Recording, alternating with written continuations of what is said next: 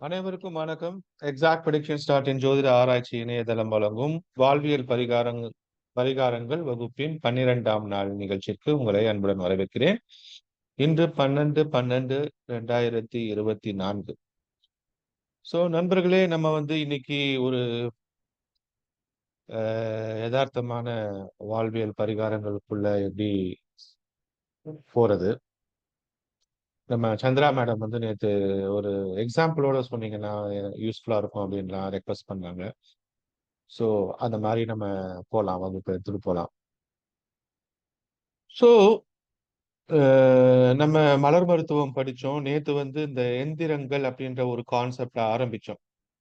இந்த எந்திரங்கள் அப்படின்ற கான்செப்ட்டுக்கு நம்ம சொன்ன விளக்கம் உங்க எல்லாருக்கும் புரிஞ்சிருக்கும்னு நினைக்கிறேன். உயிர் காரகத்துவம் தவிர்த்து பொருள் காரகத்துவத்திற்கு ஒரு சக்தியை ஊட்டி, அந்த சக்தியின் மூலம் பொருள் காரகத்துவங்கள், ஜட காரகத்துவங்களுக்கு ஒரு சக்தியூட்டி, அவற்றையும் இயங்க வைப்பது தான் எந்திரங்கள். பொதுவா பார்த்தீங்கன்னா, ஒரு மனுஷன் என் லைஃப்ல நான் பார்த்துருக்கேன். நெறைய அப்சர்வ் பண்ணியிருக்கிறேன். இப்ப நம்ம ஒரு கரியர ஸ்டார்ட் பண்றதுக்கு முன்னாடி நம்ம ஒரு கஷ்டமான சூழ்நிலையில இருப்போம். நம்ம ஒரு கவர்மெண்ட் பஸ்ல பப்ளிக் டிரான்ஸ்போர்டேஷன்ல வேலைக்கெல்லாம் போயிட்டு வந்திருப்போம். அப்ப நம்ம ரொம்ப கஷ்டப்பட்டு ஒரு ஒரு லெவலுக்கு ஃபர்ஸ்ட் ஒரு வேலை கிடைச்சு, அந்த வேலை கிடைச்சோனே நமக்கு ஒரு ஒரு 6 மாசம், 1 வருஷம் கழிச்சு நம்ம ஒரு இஎம்ஐல ஒரு பைக் வாங்குறோம்னு வச்சுக்கோங்க. நமக்குன்னு ஒரு சொந்தமா ஒரு வாகனம் வந்தோனே, நம்ம வாழ்க்கையே அப்படியே பறக்கிற மாரி ஆயிடும். ஒரு சாதாரண பைக்கா தான் இருக்கும். ஆனா, அது நம்மளோட பைக் அப்படின்னு வரும்பொழுது, நம்மளால நெனச்ச நேரத்துக்கு எந்திரிச்சு எங்கேயாச்சும் முடியும், வர முடியும். இப்ப பப்ளிக் டிரான்ஸ்போர்ட்னா நம்ம எந்திரிச்சு நடந்து பஸ் ஸ்டாண்டுக்கு போயி, பஸ் வர வரைக்கும் வெயிட் பண்ணி, பஸ் கூட்டமா வரும். அது ரன்னிங்ல ஏறி தொத்திக்கிட்டு போயி, அவ்வளோ பிரச்சனை இருக்கும். இப்ப நம்ம ஒரு பைக் வாங்கிட்டோம்னா, அந்த பைக்ல நம்ம நெனச்ச நேரத்துல ஏறி உட்கார்ந்து போயிட்டு வரலாம் இல்லையா? அப்ப வாழ்க்கையே ஈஸி ஆயிடும். வாழ்க்கை தரம் உயர்ந்துரும். இது மாரி ஒரு நம்ம ஒரு சாட்டிஸ்ஃபைடு லெவலுக்கு போகும். ஸோ ஒரு ஒரு ஒரு சாதாரண ஒரு வாகனம், இருசக்கர வாகனம் சொந்தமா நீங்க வாங்குனீங்கனாலே, அந்த வாகனத்தினால் உங்களோட வாழ்க்கை அடுத்த லெவலுக்கு ஒரு 2, 3 மடங்கு மேல போன மாரி ஆயிடும். வாழ்க்கை தரம் உயர்ந்தா மாரி ஆயிடும். பை காட்ஸ் கிரேஸ் இன்னைக்கு இந்தியால வாகனங்கள் எல்லாருக்கும் ஈஸியா கிடைக்குது. ஒரு 20, 30 வருஷத்துக்கு முன்னாடி இருந்தத விட இப்ப இஎம்ஐ டக்குன்னு கிடைச்சிருது. அந்த வாகன லோன் ரொம்ப காம்ப்ளிகேட்டட் பண்றதில்ல. அது நெறைய ஆப்ஷன்ஸ் வந்துருச்சு. யார் வேணாலும் மாசம் ஒரு ரூ. 4000 ரூ. 3000 ரூ. 2500 கட்டினா கூட ஒரு ஒரு 2 வீலர செகண்ட்ஸ்ல கூட வாங்கிக்கலாம் அப்படின்ற ஒரு ஆப்ஷன்ஸ் வந்துருச்சு. ஸோ அந்த அளவுக்கு நம்ம இந்தியால குறிப்பா சென்னை மாதிரியான நகரங்கள்ல, நகரப்புறங்கள்ல எல்லாம் ஆப்ஷன்ஸ் நமக்கு கிடைக்குது. ஏன் இத சொல்றேன்னா, இந்த எந்திரங்கள் அப்படின்ற ஒரு விஷயங்கள் தான் நம்ம இந்த பரிகாரத்துக்கு அதிகமா பயன்படுத்துறோம். ஒரு ஒரு விஷயத்தை எளிமையாக்குறது. ஒரு காம்ப்ளிகேட்டடான விஷயத்தை எளிமையாக்கி நமக்கு நேரத்தை மிச்சப்படுத்துவது. சரியா? அப்ப நான் முன்னாடியே சொன்ன மாரி நம்ம மனுஷன் கண்டுபிடிச்சதுலயே முக்கியமான இன்வென்ஷன் சக்கரம் அப்படின்னு நம்ம சொன்னோம் இல்லையா? இப்ப இந்த சக்கரம் என்பது வேற எதுவுமே இல்ல. ஒரு ராசி சக்கரத்த ஆக்சஸ் பண்றது தான். இந்த 12 ராசி சக்கரங்கள அந்த 360 டிகிரியான ராசி மண்டலத்த ஆக்சஸ் பண்றது தான் சக்கரம். அப்ப நம்ம வாழ்க்கையில ஒவ்வொரு நாள் நம்ம வீட்ல பயன்படுத்துற மோட்டார் ஆகட்டும், ஏசி ஆகட்டும், கம்ப்யூட்டர் ஆகட்டும், எல்லாத்துலயுமே அந்த மோட்டார் இருக்கு. இந்த சக்கரம். சக்கரம் இல்லாத ஒரு ப்ராடக்ட்டே கிடையாது. அப்படின்ற மாரி எல்லா ப்ராடக்ட்லயும், எல்லா எலக்ட்ரானிக் டிவைஸ்ல கூட இன்டர்னலா ஒரு சின்ன மோட்டார் இருக்கும். ஈவன் கிளாக்ல கூட ஒரு சக்கரம் தான் இருக்குது இல்லையா? நம்ம பார்க்குற கிளாக்ல கூட அப்ப சக்கரம் தான் உங்களுக்கு காலபுருஷனை இயக்கும். இப்போ ஒரு ஒரு ஒரு வீட்ல ஒரு கிளாக் நின்னு போனாலோ, ஓடிட்டு இருக்கிற ஒரு கிளாக் நின்னாலோ, இல்ல ஒரு மோட்டார் ரிப்பேர் ஆனாலோ, இல்ல வண்டி பிரேக் டவுன் ஆகி நின்னாலோ, கார் பிரேக் டவுன் ஆனாலோ, இயங்கிக் கொண்டிருக்கின்ற ஒரு விஷயம் நிக்கிது அப்படின்னா, அந்த அந்த காரகத்துவத்தை சார்ந்து ஒரு பிரச்சனைய அது வெளிப்படுத்துதுன்னு அர்த்தம். இப்ப பைக் ரிப்பேர் ஆயிடுச்சு. டக்குன்ட்டு. இப்ப கார் ரிப்பேர் ஆயிடுச்சு அப்படின்னா, 4ஆம் இடத்துல ஒரு இண்டிகேஷன் உங்களுக்கு பிரச்சனை. கடிகாரம் ரிப்பேர் ஆயிடுச்சு. உயிர் காரகத்துவத்திலேயே பிரச்சனை. சரியா? யாருக்கோ ஒருத்தருக்கு உயிர் ஆபத்து இருக்கு. அதுக்காக நீங்க பயந்துற வேண்டாம். இமிடியேட்டா பேட்டரிய போடணும். அப்ப நம்ம நம்ம வீட்ல எந்த பொருள் ரிப்பேர் ஆவுதோ, நம்மள சுத்தி இருக்கிற எந்த இயங்கிக் கொண்டிருக்கின்ற ஒரு விஷயம் நிக்கிதோ, அப்ப நமக்கு அது என்ன நமக்கு இண்டிகேட் பண்ணுது அப்டின்னா, ரொம்ப சிம்பிளா அந்த குறிப்பிட்ட பாவத்தின் ஒரு சின்ன இண்டிகேஷன் இருக்கு. ஒரு பிரச்சனைய தான் அது வெளிப்படுத்துது. சரியா? இண்டிகேஷன் அது. அத நம்ம உடனடியா சரி பண்ணலன்னா, அந்த பாவம் வந்து பெருசாகும். அந்த பிரச்சனை அந்த பாவத்துல பெருசாகும். இப்போ நீங்க பார்த்தீங்கன்னா, திடீர்னு வந்து ஓடிட்டு இருக்கிற பைக்ல வந்து பேட்டரி ஸ்டக் ஆயிடுது. இன்வெர்டர்ல பேட்டரி நின்னுருது. அப்ப இந்த மாதிரி ஒரு சக்தியூட்டும் விஷயங்கள் நிக்குது அப்டின்னா, ராகுவால பிரச்சனைன்னு அர்த்தம். ஒரு பேட்டரி ரிலேட்டட் ப்ராப்ளம் வந்துருச்சு அப்டின்னா, அ அப்ப ஓடுற பேட்டரி நிக்குது, இல்ல சக்தி நிக்குது. அந்த சக்தி தான் ராகு. அந்த அந்த கரண்ட் தான் ராகு. கரெக்ட்டா? இப்ப நம்ம நார்மலா கரண்ட் இல்லாம நம்ம வாழ முடியாது அப்டின்னா, நமக்கு ஒரு கரண்ட் போயிடுச்சு அப்டின்னா, ஒரு இயங்கிக் கொண்டிருக்கின்ற அந்த ராகு போயிடுச்சுன்னு அர்த்தம். அது இன்னும் ரொம்ப தெளிவா போறீங்கன்னா, அந்த இயங்கு பாதை உங்களுக்கு நின்றுச்சுன்னு அர்த்தம். அதாவது ராகு, கேதுன்றது சந்திரன் சுத்துற பாத. ராகுவும், கேதுவும் வேற எதுவும் இல்ல. சந்திரன் சுத்துற பாத. அப்ப அந்த சந்திரன் சுத்துற பாதைனா, சந்திரனுக்கு அந்த அந்த எலக்ட்ரான், புரோட்டான், நியூட்ரான் எப்படி சுத்திட்டு இருக்குதோ, சந்திரன்றது ஒரு ஆப்ஜெக்ட், ஒரு எலக்ட்ரான், புரோட்டான், நியூட்ரான் நிறைந்த ஒரு ஆப்ஜெக்ட். ஒரு பெரிய அணு. ஒரு அணுக்குள்ள எலக்ட்ரான், புரோட்டான், நியூட்ரான் இருக்குது இல்லையா? ஒரு அணு தான் இருக்கிறதுலயே சின்னது. அப்ப அந்த அணுக்குள்ள எலக்ட்ரான், புரோட்டான், நியூட்ரான் இருக்கிற மாரி, அது சுத்திட்டு இருக்கிற மாரி, இந்த மொத்த சந்திரனும் ஒரு வட்ட பாதையில சுத்துது. அந்த வட்ட பாதை தான் ராகு, கேது. அப்ப நீங்க சுத்திட்டே இருக்கிறீங்க. நீங்க தான் சந்திரன் நம்ம சொல்ட்டோம். இப்ப ஒவ்வொரு மனுஷனும் சந்திரன் சொல்லும் பொழுது, நீங்க சுத்துற பாதையில இருக்கிற எனர்ஜி தடைப்படுது. நீங்க சுத்துறதுக்கு எனர்ஜி இல்ல. அப்ப அந்த எனர்ஜி போயிடுச்சுன்னா, ராகு, கேது தான் எனர்ஜிய குடுக்குது. ராகு, கேது தான் current. As a whole current power வந்து ராகு, கேது தான். உங்களுக்கு சுற்றுவட்ட பாதையும் ராகு, கேது தான். அந்த சுற்ற வைக்கின்ற சக்தியும் ராகு, கேது தான். இப்போ ஒரு சாதாரண மோட்டார், ஒரு ஃபேனு அதுல காயில் சுத்திட்டு இருக்கும். அதுல கரண்ட் பாஸ் ஆச்சுன்னா, அதுல மின்னூட்டம் ஏற்பட்டு, அதுல ஒரு மின்காந்த புலம் ஏற்பட்டு, அது வந்து சுத்த ஆரம்பிக்குதுல்ல. அப்ப ஸ்விட்ச் ஆஃப் பண்ணிட்டா ஃபேன் நிக்குதுல்ல. அப்ப ஸ்விட்ச ஆன் பண்றது, ஸ்விட்ச ஆஃப் பண்றது நம்ம கட்டுப்பாட்டுல இருக்குது. ஒரு ஒரு ஃபேன் எப்படி ஒரு ஸ்விட்ச ஆன் பண்ணா அது இயங்குது. ஸ்விட்ச ஆஃப் பண்ணா நிக்கிது. அது மாரி எப்படி ஒரு இன்ஜின கீ போட்டா ஒரு என்ஜின் ஆன் ஆவுது. அதுல கியர் போட்டு கிளட்ச மிதிச்சு ஆக்ஸிலேட்டர குடுத்தா வண்டி மூவ் ஆகுதோ, அது நம்ம கண்ட்ரோல்ல இருக்கு. அப்ப எந்திரங்கள் நம்ம நெனச்ச நேரத்துல இயங்கணும். நம்ம நெனச்ச நேரத்துல இயங்காம இருக்கணும். அப்ப நம்ம சொன்னா செய்யணும். நம்ம நெனச்சா அது வேலை செய்யணும். நம்ம நெனைக்கலன்னா வேலை செய்யக்கூடாது. அது நம்ம நெனச்சா வேலை செய்யலன்னா, அது இயங்காம இருந்துச்சுன்னா, அப்ப நமக்கு கஷ்டம். அப்ப நம்மை சுற்றி இருக்கிற எந்திரங்கள் எல்லாமே பழுதாகாமல் பாதுகாத்துக்கிட்டே இருக்கணும். அந்த மெயின்டெனன்ஸ் தான் இம்பார்ட்டன்ட். அப்ப நமக்கு ஒரு விஷயம் கிடைக்குது. ஆனா, அந்த விஷயத்த கடைசி வரைக்கும் நம்மளால காப்பாத்த முடியுமா? அப்டின்னா மட்டும் தான் அத நம்ம ஃபர்ஸ்ட்டு அத அக்வயர் பண்றதுக்கு நெனைக்கணும். இந்த லாங்கிவிட்டி என்கின்ற ஒரு விஷயம் எப்போதுமே சனியோட கனெக்ட் ஆயிடும். எந்த ஒரு பொருளோ, உயிர் காரகத்துவமோ, பொருள் காரகத்துவமோ எதுவோ, அதுக்கு ஒரு ஆயுள் அப்டின்ற ஒரு எவ்வளோ நாள் அது நம்ம கூட இருக்கும்? இப்ப ஒரு தாய் நம்ம கூட எவ்வளோ நாள் இருப்பாங்க? ஒரு தந்தை நம்ம கூட எவ்வளோ நாள் இருப்பாங்க? ஒரு நண்பன் எவ்வளோ நாள் இருப்பான்? ஒரு ஒரு ஒரு நம்ம அனுபவிக்கின்ற ஒரு சுகம் எவ்வளோ நாள் இருக்கும்? நம்ம அனுபவிக்கின்ற ஒரு துக்கம் எவ்வளோ நாள் இருக்கும்? அப்ப வாழ்க்கையில எந்த ஒரு சுகமோ, துக்கமோ, உறவோ, பொருளோ எதுவா இருந்தாலும் அது நம்ம கிட்ட வருது அப்டின்னா, அது வரும்போதே அதுக்கு ஒரு எக்ஸ்பைரி டேட் இருக்கும். அது போறது.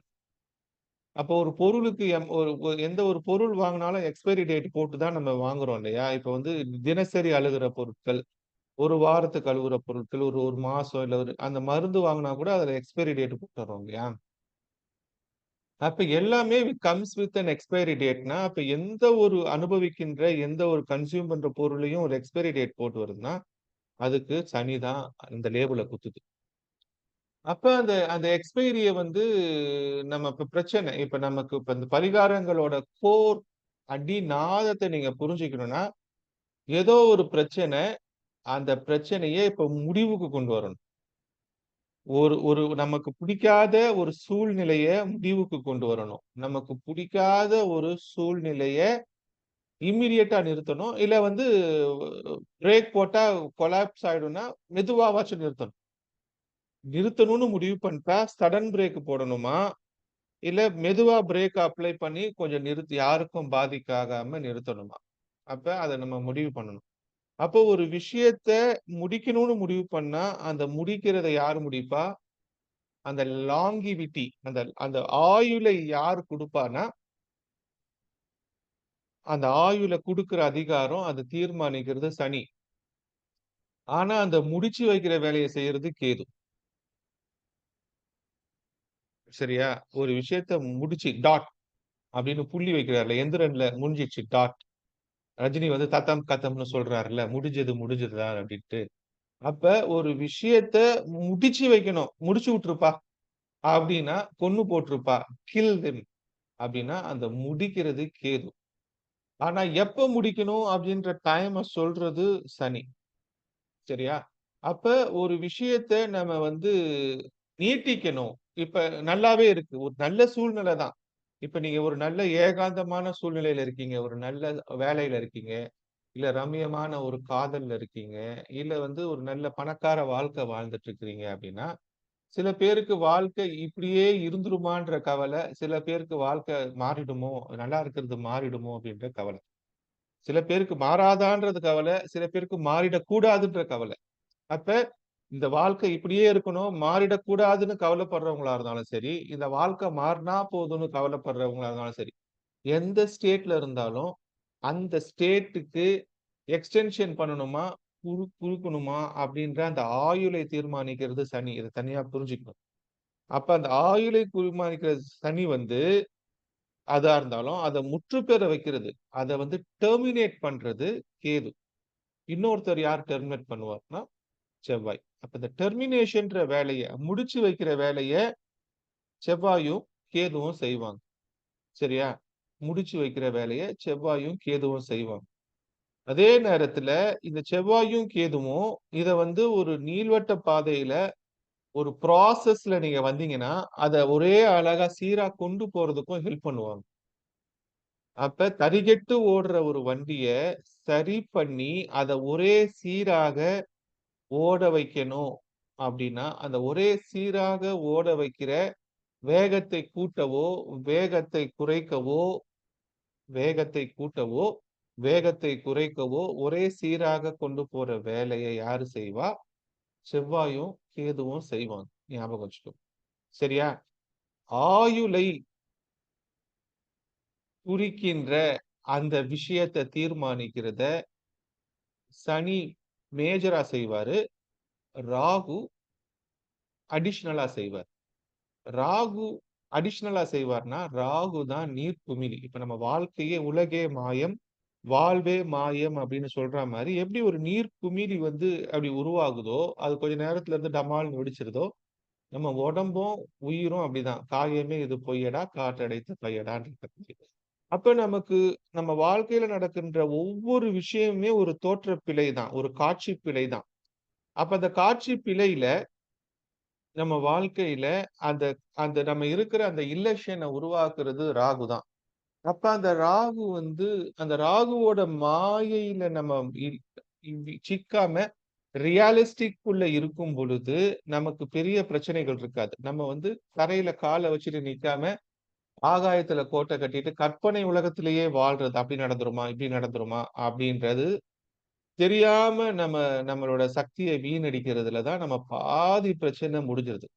அப்ப இந்த இந்த இந்த டோட்டல் ப்ராசஸ்ல நம்ம வாழ்க்கையில நம்ம தெரிஞ்சுக்க வேண்டிய விஷயம் என்ன? இந்த எந்திரங்கள் இந்த இப்ப சொல்ற விஷயத்துலன்னா, நம்மளுடைய சக்தியின் அளவு என்ன? What is the capacity do we have? அப்படின்றது தெரியணும். அப்ப ஒரு ஒரு நார்மலா ஒரு மோட்டார் எடுத்துக்கிட்டீங்கன்னா கூட, அந்த மோட்டாருக்கு குதிரை திறன் அப்படின்ற ஒரு ஹார்ஸ் பவர வச்சு குடுப்பாங்க. 1 horse power capacity, 2 horse power capacity அப்படின்ட்டு ஒரு ஒரு ஒரு சாதாரண மோட்டார். அந்த மோட்டார் 2 ஹார்ஸ் பவர்னா கொஞ்சம் வேகமா அதோட இழுதிறன், அது வந்து அதோட இயங்கு திறன் அதிகமா இருக்கும். ஆஃப் பவரு இப்ப 3 ஹாஃப் பவர் அது மாரி எத்தனை குதிரை திறன்ன்றது ஒரு மோட்டாருக்கு கெப்பாசிட்டி குடுக்குறோமோ, அது மாரி எந்த ஒரு விஷயமா இருந்தாலும் அத ஒரு அளவால நம்ம அளக்குறோம் இல்லையா? அப்ப அப்ப எத்தன எலக்ட்ரிசிட்டினா எத்தன வாட்ஸ், எத்தன கிலோ வாட்ஸ் டிரான்ஸ்ஃபர் ஆகுது எலக்ட்ரிசிட்டி அப்படின்ட்டு. அப்போ ஒரு வீடுகள்ல நார்மலா எலக்ட்ரிசிட்டி இத்தன வாட்ஸ்ல தான் இருக்கணும். அதுக்கு ஏறவும் கூடாது, இறங்கவும் கூடாது அப்படின்றதுக்காக தான் என்ன பண்றாங்க, ஒவ்வொரு எலக்ட்ரிசிட்டி ஏரியாலயும் ஒரு டிரான்ஸ்ஃபார்மர் வைக்கிறாங்க. இப்ப எலக்ட்ரிசிட்டி புரொடக்ஷன் பண்ற இடத்துல அதோட செயல்திறன், அதோட ஆற்றல் அதிகம். அது பெரிய திக்கு கம்பியில அது டிரான்ஸ்ஃபர் ஆகுது. அத வந்து அந்த கம்பியில டிரான்ஸ்ஃபர் பண்ணலன்னா, அது அது அறுந்துரும். வெப்பம் தாங்காம அது பிஞ்சிரும் இல்லையா? ஃபியூஸ் போயிடும். இப்ப நம்ம வீட்டிலயும் என்ன ஆகுது, அடிக்கடி ஃபியூஸ் போகுது இல்லையா? அப்ப அந்த சக்தியை தாங்க முடியலன்னா, அது பர்ஸ்ட் ஆயிடுது, எரிஞ்சுது. அப்ப அத புரிஞ்சுக்கணும். அப்ப எப்படி ஒரு கரண்ட்டுக்கு ஒவ்வொரு கெப்பாசிட்டிக்கு ஏத்த மாரி ஒயர் இருக்குதோ, அப்ப அந்த ஒயர்லயே காப்பர் ஒயர்லயே பல்வேறு தடிமன் அளவுள்ள ஒயர் இருக்கு. ஏன்னா, இந்த தடிமன் அளவுள்ள ஒயர்ல தான் இந்த கரண்ட் பாஸ் ஆகும் அப்படின்றது நமக்கு தெரியும். அப்ப இப்ப ஏசி போடணும்னா, அதுக்கு தனியா ஒரு ஆர்ம்ஸ் ஸ்விட்ச் போடுறோம். சாதாரண அ இன்னொரு ஸ்விட்ச் போடுறோம். அப்ப நம்ம டிவி போடுறதுக்கு, ஃப்ரிட்ஜ் மத்ததுக்கெல்லாம் சாதாரண ஸ்விட்சோ, ஏசிக்கோ இல்ல கொஞ்சம் அதிகமா கரண்ட் இழுக்கிறதுக்கெல்லாம் என்ன பண்றோம், ஒரு பெரிய 5 ஆர்ம்ஸ் ஸ்விட்ச் போடுறோம் இல்லையா? அப்போ அந்த அந்த கெப்பாசிட்டி நம்ம மனுஷ உடம்புக்கும் இருக்கு. அப்ப நாம் உடம்புக்கு ம் நம்ம இப்ப எந்த கெப்பாசிட்டில இருக்கோம்? நம்மளுடைய தாங்கும் திறன் என்ன? நம்மளுடைய இயங்கும் திறன் என்ன? அப்படின்றத நம்ம புரிஞ்சுக்கணும். நம்ம சக்தி என்ன? நம்ம சக்திக்கு மீறி வாழக்கூடாது அப்படின்னு நம்ம கேஷுவலா சொல்றோம் இல்லையா? அதுல அதுல ரொம்ப பெரிய விஷயம் இருக்கு. நம்ம சக்திக்கு மீறி வாழக்கூடாது அப்படின்னா, அப்ப அந்த நம்மளோட கெப்பாசிட்டி இவ்வளவுதான்றத நம்ம உணர்ந்துகிட்ட பிறகு, அந்த கெப்பாசிட்டிக்குள்ள தான் நம்ம வாழ்க்கைய வாழணும். நம்ம அதுக்கு மேல ஆசைப்பட்டா, ஃபர்ஸ்ட் கெப்பாசிட்டிய இன்கிரீஸ் பண்ணணும். நம்ம ஆசைப்படுறதுல தப்பு கிடையாது. நம்ம வந்து எதுக்கும் ஆசைப்படக்கூடாது. "முடவன் கொம்பு தேனுக்கு ஆசைப்படலாமா?" அப்படின்ற மாரிலாம் அதுலலாம் நான் சொல்லல. நம்ம எதுக்கு வேணாலும் ஆசைப்படலாம். "அத்தனைக்கும் ஆசைப்படுன்னு" ஜக்கி சொல்றா மாரி, எல்லாத்துக்கும் ஆசைப்படலாம். ஆனா, நம்மளுடைய சக்தி நிலைமை என்ன? இன்னைக்கு என்னோட பொசிஷன் என்ன? இப்ப நம்ம என்ன நெனைப்போம், நான் வந்து 10 வருஷத்துக்கு முன்னாடி கவுன்சிலரா இருந்தேன்னா, இன்னைக்கு நீ கவுன்சிலரா இல்ல. நான் 5 வருஷத்துக்கு முன்னாடி எம்பியா இருந்தேன். நான் 5 வருஷத்துக்கு முன்னாடி மந்திரியா இருந்தேன். சீஃப் மினிஸ்டராவே இருந்திருக்கலாம். நான் போன டெர்ம்ல நான் எக்ஸ் சீஃப் மினிஸ்டர்னா, நீ எக்ஸ் சீஃப் மினிஸ்டர் தான். இன்னைக்கு நீ பவர்ல இருக்கியா? இல்ல. நீ அடுத்துக்கு பவர்க்கு வர முடியாதுன்னு நம்ம சொல்லல. இன்னைக்கு உன்னோட கெப்பாசிட்டி என்ன? நீ சொன்னா சீஃப் மினிஸ்டரா இருந்தா சொன்ன மாரி நடந்த மாரி இப்ப நடக்குமான்னா, இல்ல அப்டின்னா, அப்ப இன்னைக்கு நம்மளுடைய சக்தி நிலைமை என்னன்றத நம்ம உணர்ந்துக்கிறதுல தான் எல்லா பிரச்சனைகளுக்குமான தீர்வு இருக்கு. ஏன்னா, நம்ம ஒரு பந்த எவ்வளோ ஃபோர்ஸா தூக்கி போடுறோமோ, அந்த அளவுக்கு தான் அது போகும். அப்ப ஒரு ஒரு டீம்ல ஒரு கிரிக்கெட் டீம்ல 5 பவுலர் இருக்கிறார்ன்னா, ஒரு பவுலர் 200 கிலோமீட்டர் ஸ்பீட்ல போடுவாரு. ஒரு பவுலர் 150 கிலோமீட்டர் ஸ்பீட்ல போடுவாரு. ஒருத்தர் 100 கிலோமீட்டர் ஸ்பீட்ல தான் போட முடியும். அப்ப ஒரே டீம்ல தான் வேலை செய்றாரு. ஒருத்தர் ரொம்ப ஃபாஸ்டஸ்ட் பேஸ் பவுலரா இருப்பாரு. அவரோட சக்திக்கு அவரு 200 கிலோமீட்டர் ஸ்பீட்ல பால த்ரோ பண்ண முடியும். இன்னொருத்தர் வந்து நார்மலா அந்த அளவுக்கு பிராக்டிஸ் பண்ணியிருக்க மாட்டாரு. ஆனா, ஒரு ஆல் ரவுண்டரா இருப்பாரு. அவரு ஒரு 120 கிலோமீட்டர் ஸ்பீட்ல பால போட முடியும். அப்ப 120 கிலோமீட்டர் ஸ்பீடுக்கும், 180 கிலோமீட்டர் ஸ்பீடுக்கும் டிஃபரன்ஸ் இருக்கு இல்லையா? அப்ப அவரு அதுக்கேத்த மாரி வாழ்க்கையில பிராக்டிஸ் பண்ணியிருப்பார். வேறஸ் இந்த பவுலர் வந்து ஆல் ரவுண்டரா பிராக்டிஸ் பண்ணியிருப்பார். அப்ப 200 கிலோமீட்டர் ஸ்பீட்ல பால் போடுறவரால பேட் பண்ண முடியாது. அவரு கடைசியா தான் போவார். அப்ப நம்ம சக்தி எந்த லெவல்ல இருக்கு? நம்ம சக்தி டைவர்சிஃபைடா இருக்கா? நீங்க ஒரு ஆல் ரவுண்டரா இருக்கீங்களா? இல்ல ஒரு குறிப்பிட்ட பவுலரா இருக்கீங்களா? ஒரு ஸ்பின் பவுலரா இருக்கீங்களா? இல்ல வந்து ஒரு ஃபாஸ்ட் பவுலரா இருக்கீங்களா? இல்ல நீங்க ஆல் ரவுண்டரா இருந்தீங்களா? ஆல் ரவுண்டரா இருந்தீங்கன்னா, நீங்க எல்லாத்துலயும் பாதியா தான் இருப்பீங்க. ஆனா நீங்க பேட்ஸ்மேனா இருந்தீங்கன்னா, ஓப்பனிங் பேட்ஸ்மேன் பண்ணுவீங்க. நடுவுல வரமாட்டீங்க. அப்ப உங்க கெப்பாசிட்டிக்கு ஏத்த மாரி, நீங்க பேட்டிங் மட்டும் தான் பண்ணுவீங்கன்னா, உங்கள ஓப்பனிங்ல போட்டுருவாங்க. நீங்க பவுலிங் மட்டும் தான் பண்ணுவீங்கன்னா, உங்கள டெயில் எண்ட்ல போட்டுருவாங்க. நீங்க பேட்டிங்கும் பண்ணுவீங்க, பவுலிங்கும் பண்ணுவீங்கன்னா, உங்கள மிடில் ஆர்டர்ல போடுவாங்க. அப்படின்றத நீங்க புரிஞ்சுக்கிட்டா மாரி, உங்க சக்தி என்ன அப்படின்றத புரிஞ்சுக்கணும். அப்ப சக்திய வச்சு தான் ஆயுள். சக்திய வச்சு தான் ஆயுள். அப்ப சக்தி தான் ஆயுள்ன்றத கிளியரா புரிஞ்சுக்கணும். நம்ம சக்தி தான் ஆயுள். அப்ப நம்ம உடம்புக்கு நம்ம இருக்கிறதுக்கு ஒரு சக்தி இருக்கு. எவ்வளோ ஒரு பந்த எவ்வளோ வேகமா தூக்கி போடுறோமோ, அந்த வெலாசிட்டி குறைஞ்சிருச்சுன்னா, பந்து என்ன பண்ணும்? பூமியில விழுந்துரும். புவியீர்ப்பு விசை இழுத்துரும். அப்ப இந்த த்ரூ அவுட் இந்த உலகத்துல எந்த விஷயத்தையும் முடிவுக்கு கொண்டு வர விஷயம், டெர்மினேட் பண்ற விஷயம் என்னது? புவியீர்ப்பு விசைன்றத புரிஞ்சுக்கணும். இது முழுக்க, முழுக்க, முழுக்க, முழுக்க சயின்ஸ். இந்த வாழ்க்கையில நம்ம படிக்கிற இந்த பரிகாரங்கள் வகுப்பு முழுக்க, முழுக்க சயின்ஸ். அஸ்ட்ராலஜி முழுக்க, முழுக்க சயின்ஸ். இது வந்து புவியீர்ப்பு விசையை சார்ந்து தான் இயங்குது. சரியா? அப்ப இந்த பூமிக்கு எப்படி புவியீர்ப்பு விசை இருக்குதோ, மூனுக்கு எப்படி புவியீர்ப்பு விசை இருக்கோ, ஒவ்வொரு கிரகத்திற்கும் புவியீர்ப்பு விசை இருக்கிறது. அந்த புவியீர்ப்பு விசை தான் அந்த விஷயத்த செய்ய வைக்குது. "உன் ஈர்ப்பு விசையிலேயே நான் வந்து வீழ்ந்து விட்டேன்" அப்படின்ட்டு அஜித் பாடுறார்ல, அது மாரி இப்ப நம்ம நம்மளுடைய சக்தி முடிஞ்சிருச்சுன்னா, புவியீர்ப்பு விசை ஆட்டோமேட்டிக்கா இழுத்துரும். அப்ப த்ரூ அவுட் நம்ம எல்லாரும் இயங்கிட்டு இருக்கிறோம்னா, நம்ம அந்த புவியீர்ப்பு விசையை தாண்டி நம்மளுடைய சக்திய பிரயோகப்படுத்துறோம். அந்த புவியீர்ப்பு விசைய தாண்டி ஒரு ஒரு டெம்பரவரி எனர்ஜில நம்ம இயங்குறோம். நம்ம எனர்ஜி நின்னுச்சுன்னா, ஆட்டோமேட்டிக்கா என்ன ஆகும்? புவியீர்ப்பு விசை நம்மள இழுத்துரும்.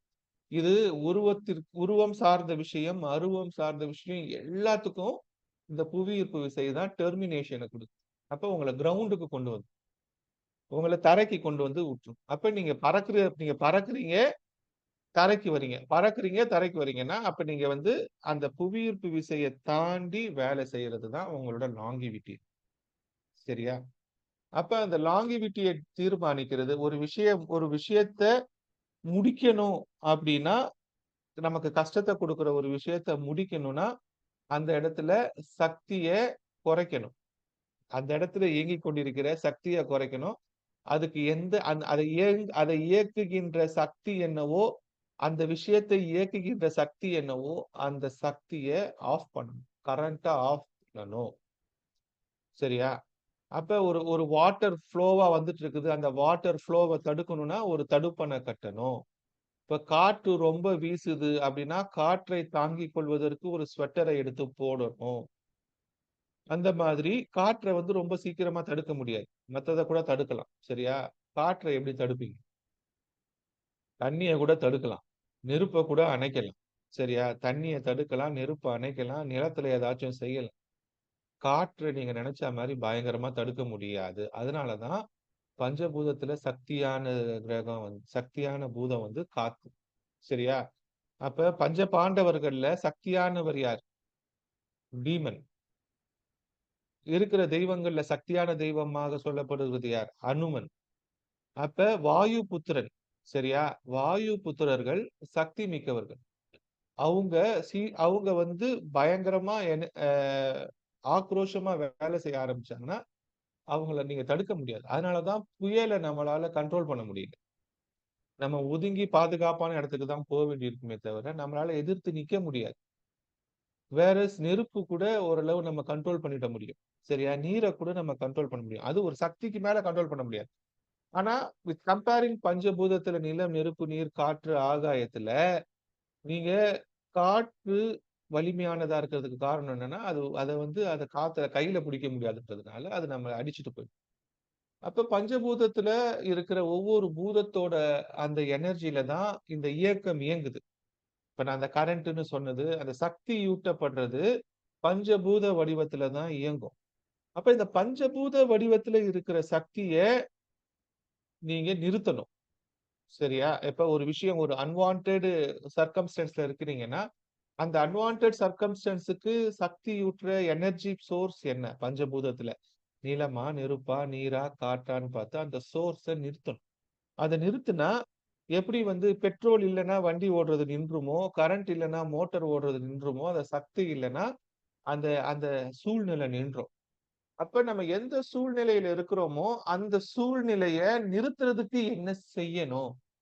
அப்படின்றத நம்ம வந்து புரிஞ்சுக்கணும். அப்ப வந்து அத அத ஃபுல்லா நிறுத்த முடியாது.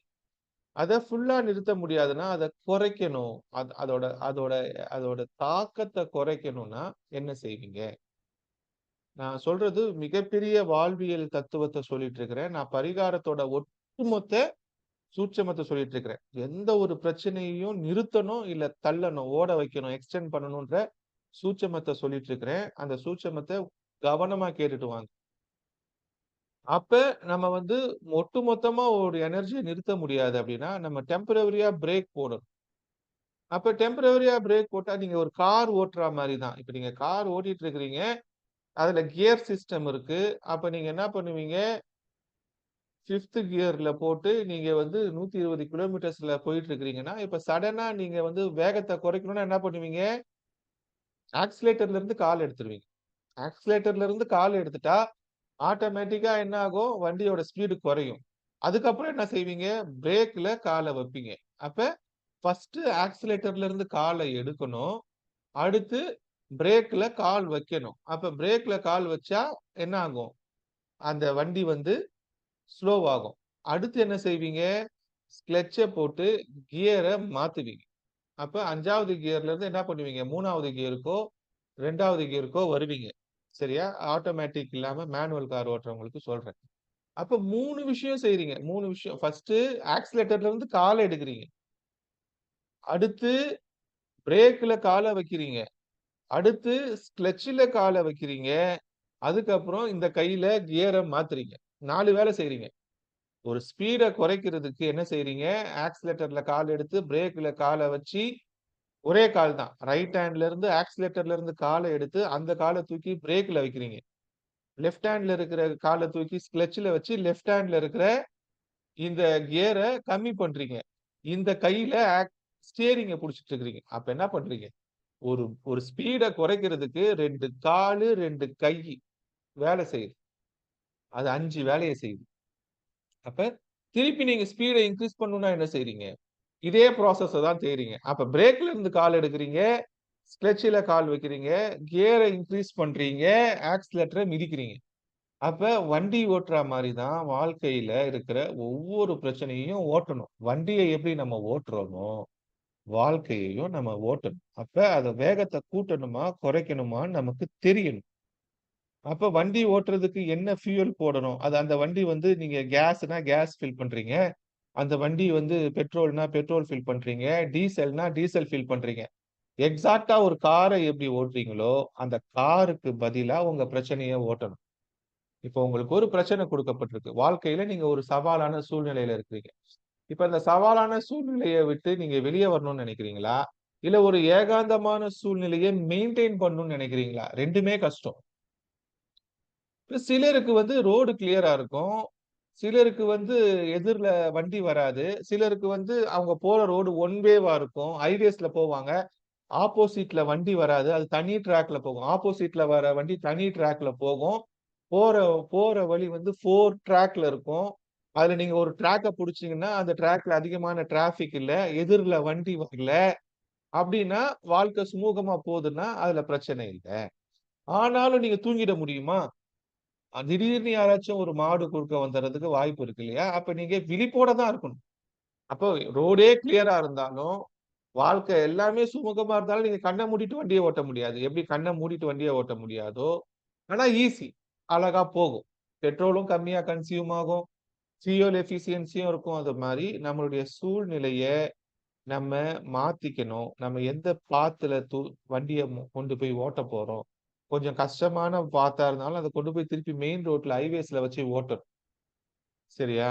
அப்ப அந்த ஹைவேஸ்ல வச்சு ஓட்டுறது, நம்ம ஒரு நல்ல பெரிய கம்பெனில போயி, ஒரு நல்ல பண வசதி இருக்கிற, ஃபண்ட் ஃப்ளோ இருக்கிற ஒரு நிறுவனத்துல நம்மள சேர்த்துக்கிட்டு, அந்த நிறுவனத்துல இருக்கிற 1000 பேரோட நம்மளும் சேர்ந்து வேலை செஞ்சு, ஒரு நல்ல சம்பளத்த வாங்கி வண்டிய ஓட்டுறது, ஹைவேஸ்ல ஓட்டுறா மாரி. சொந்த தொழில் செய்றது, நீங்க இப்ப தான் ரோடு போடுறீங்க. சொந்த தொழில் செய்றது, இப்ப தான் நீங்க ரோடு போடுறீங்க. ரோடு பள்ளம் மேடா தான் இருக்கும். சின்னதா தான் இருக்கும். ஏன்னா, உங்க சக்திக்கு ஏத்த மாரி இப்ப தான் போடுறீங்க. ஹைவேஸ்ன்றது பல 1000 கோடி போட்டு ஆல்ரெடி போட்ட ரோடு. அப்ப சொந்த தொழில் தான் செய்வேன்னா, நீங்க வந்து உங்களோட எனர்ஜிக்குள்ள தான் ரோடு போட்டு கரடுமுரடான ரோட்ல போறீங்க. ஹைவேஸ்ல போறது, நீங்க ஆல்ரெடி கவர்மெண்ட் போட்ட ரோட்ல 1000 பேரு கூட சேர்ந்து நீங்க போறீங்க. அப்ப வேலைக்கு போறதா, சொந்த தொழில் செய்றதா?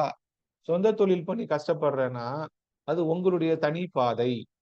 நீங்க இப்ப தான் ரோடு போட்டுட்டு இருக்கிறீங்க. அது கரடு முரடா தான் இருக்கும். அதுல முள்ளு இருக்கும். அதுல மேடு இருக்கும். பள்ளம் இருக்கும். ஆனா, நீங்க ஹைவேஸ்ல போறது எப்படி? அப்ப வாழ்க்கையில வேலைக்கு போறது தப்பா? அப்படின்னா தப்பு கிடையாது. வாழ்க்கையில வந்து வேலைக்கு போறது ஒரு ஹைவேஸ்ல வண்டிய எடுத்துட்டு கொண்டு போய் ஓட்டுறா மாரி. வாழ்க்கையில சொந்த தொழில் செய்றது, கரடு முரடான ரோட்ட நீங்க இப்ப தான் ரோட உருவாக்கிட்டீங்க. பாதையை நீங்கள் உருவாக்குகிறீர்கள். உருவாக்கிட்ட பிறகு நீங்க ஓட்டலாம். ஆனா, எவ்வளவு எனர்ஜி போடணும்னு பாருங்க. சோ, இப்ப நம்ம கம் டூ த பாயிண்ட் வந்து நம்ம பரிகாரங்கள் பண்ணும் பொழுது, அப்ப நம்ம ஒரு விஷயத்த கூட்டணுமா, குறைக்கணுமா? அந்த சக்திய கூட்டணுமா, சக்திய குறைக்கணுமா? அப்படின்றது தான் முக்கியம். அப்ப முதல்ல நம்ம நிதர்சனத்த உணரணும். நம்ம சக்தி என்ன? அப்படின்றத உணரணும். அப்ப நம்ம சக்திய நம்ம எதனால டிஃபைன் பண்ணலாம். நமக்கு சக்தி ஊட்டுறது என்னது அப்படின்னா, நமக்கு சக்தி ஊட்டுறது பணம். நம்மகிட்ட எவ்வளோ பணம் இருக்கு? நம்மகிட்ட எவ்வளோ நிலம் இருக்கு? நம்மகிட்ட எவ்வளோ தங்கம் இருக்கு? நம்மகிட்ட என்ன பதவி இருக்கு? இதெல்லாம் சக்தி மையங்கள். கரெக்ட்டா? அப்ப நம்ம வந்து ஒரு விஷயத்த அடையணும்னா, நம்மகிட்ட பணம் இருக்கணும். செல்வம் இருக்கணும். அந்த செல்வம் வந்து நிலையான செல்வமா? அப்பா சேர்த்து வச்சிருக்கிறாரா? பேங்க் பேலன்ஸ் இருக்குதா? நீங்க சம்பாதிக்கலன்னா கூட மாசம் ஆனா வாடகை வந்துகிட்டே இருக்கா? ஏதாச்சும் ரெக்கரிங் இன்கம் வந்து நீங்க பண்ணலன்னா கூட உங்க பரம்பரையில உங்க அப்பாவோ, வேற யாரோ பண்ணியிருக்கிறாங்களா? அந்த வருமானத்துக்கு வழி நிக்கிறதுக்கு வழி இல்லையா? அப்படின்னா, உங்களுக்கு சக்தி இருக்கு. அப்ப உங்களுக்கு சக்தி இல்ல, பணம் இல்ல. நீங்க வேலைக்கு போல, இப்ப கடன்ல இருக்கிறீங்க, ஒரு பிரச்சனையில இருக்கீங்கன்னா, பணம் என்கின்ற மிக மூலாதாரணமான சக்தி இல்லன்னா, உங்களால இயங்கவே முடியாது இல்லையா? அப்ப முதல்ல நீங்க என்ன செய்யணும்? பணத்தை சம்பாதிக்கிறதுக்கு என்ன செய்யணும்? அப்ப பணத்த வந்து கடன் வாங்கிக்கிட்டே இருக்கக்கூடாது. அப்ப பணத்த சம்பாதிக்கணும். பணத்த சம்பாதிக்கணும்னா, ஏதோ ஒரு விஷயத்த நீங்க செய்யணும். அதன் மூலியமா பணம் உங்களுக்கு உள்ள வரும். சரியா?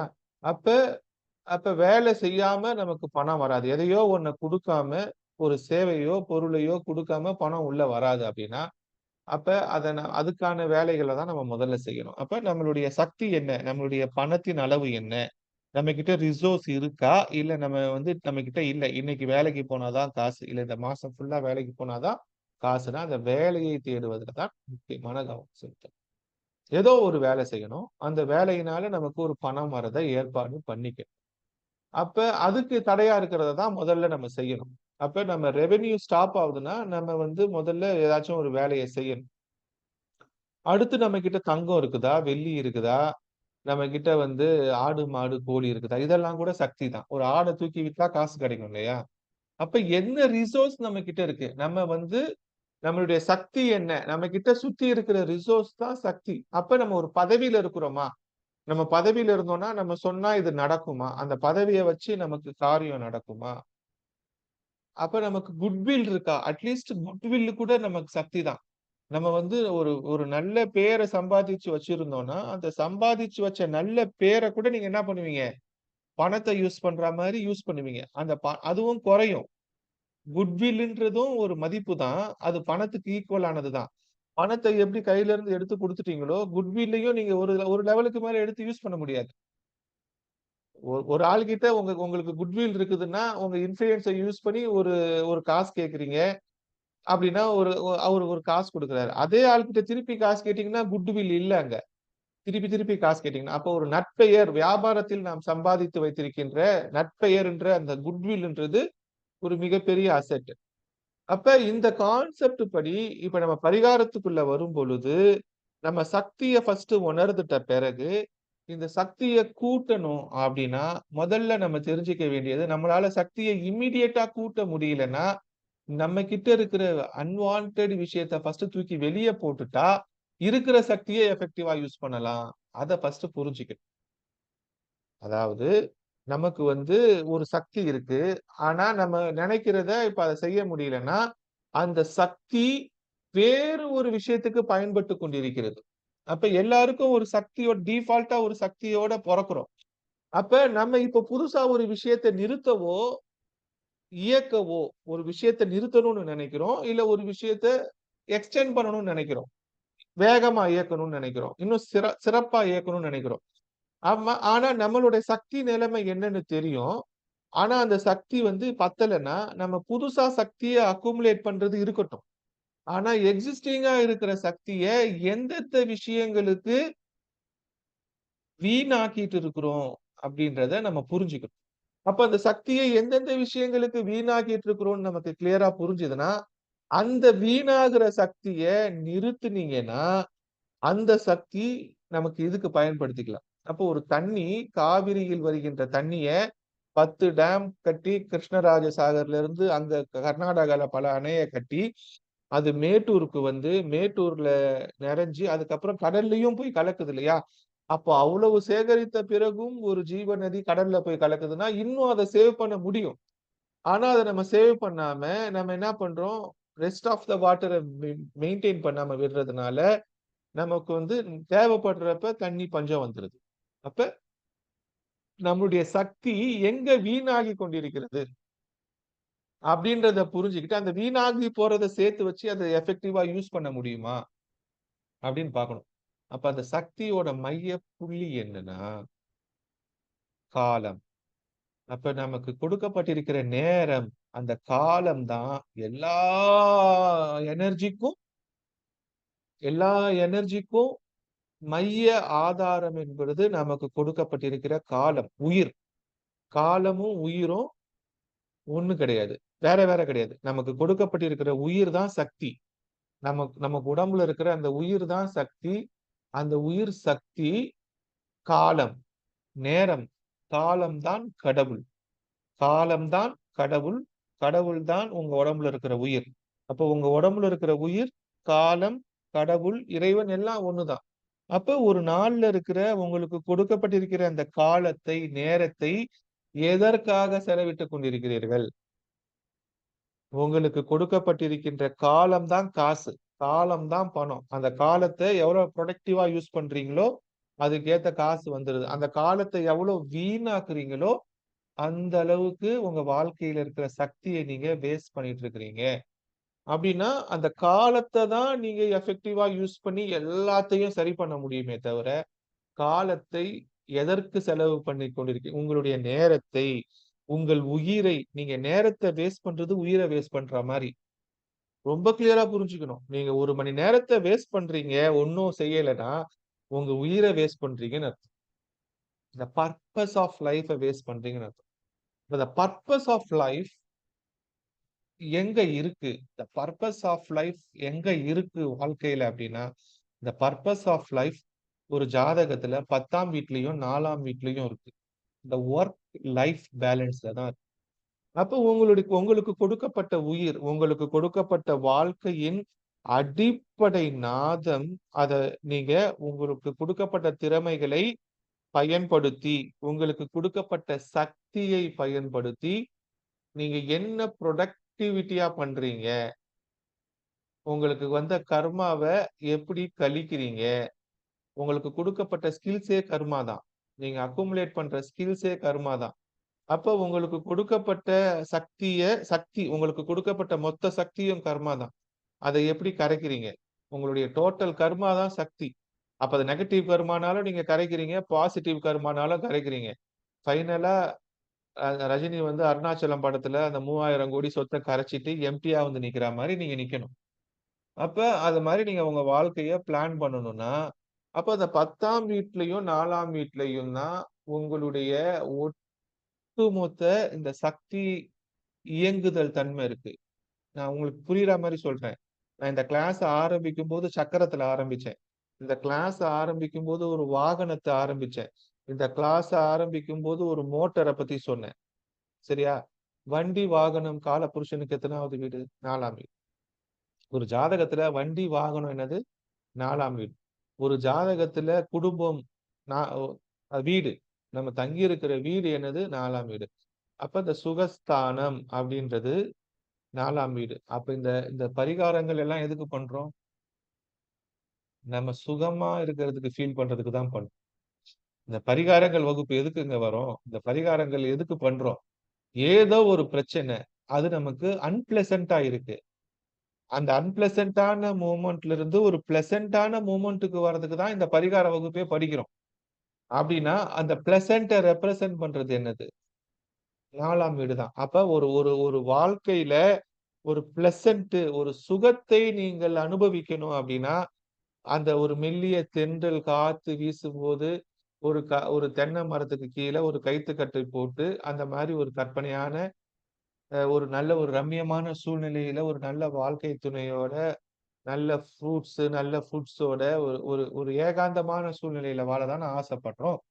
அப்ப அந்த மாதிரி ஒரு கம்ஃபர்ட்டான ஒரு வாழ்க்கைய வாழ்றதுக்கு தான் இந்த பரிகாரங்கள் படிக்கிறோம்னா, நம்ம கம்ஃபர்ட்டா இருக்கிறதுக்கு தான் பரிகாரங்கள். இருக்கிற கம்ஃபர்ட்னஸ மெயின்டெயின் பண்றதுக்கு பரிகாரங்கள். இருக்கிற கஷ்டத்த விட்டுட்டு கம்ஃபர்ட்டா வாழ்றதுக்கு, கவலை இல்லாமல் வாழ்றதுக்கு தான் பரிகாரம். அப்ப கவலை இல்லாம கம்ஃபர்ட்டா எங்க வாழ்ந்தோம்? தாயோட கருவறையில தான் வாழ்ந்தோம். பொறந்த பிறகே கஷ்டம் தானே! அப்ப தாயோட கருவறை கல கல் கவ உங்களுக்கு கவலை இல்லாத இடம். கவலையெல்லாம் தாய்க்கு தான். உங்களுக்கு கிடையாது. அப்ப செத்துட்ட பிறகு கல்லறைக்கு போயிட்டாலும் கவலை கிடையாது. அதுவும் 4ஆம் இடம் தான். சரியா?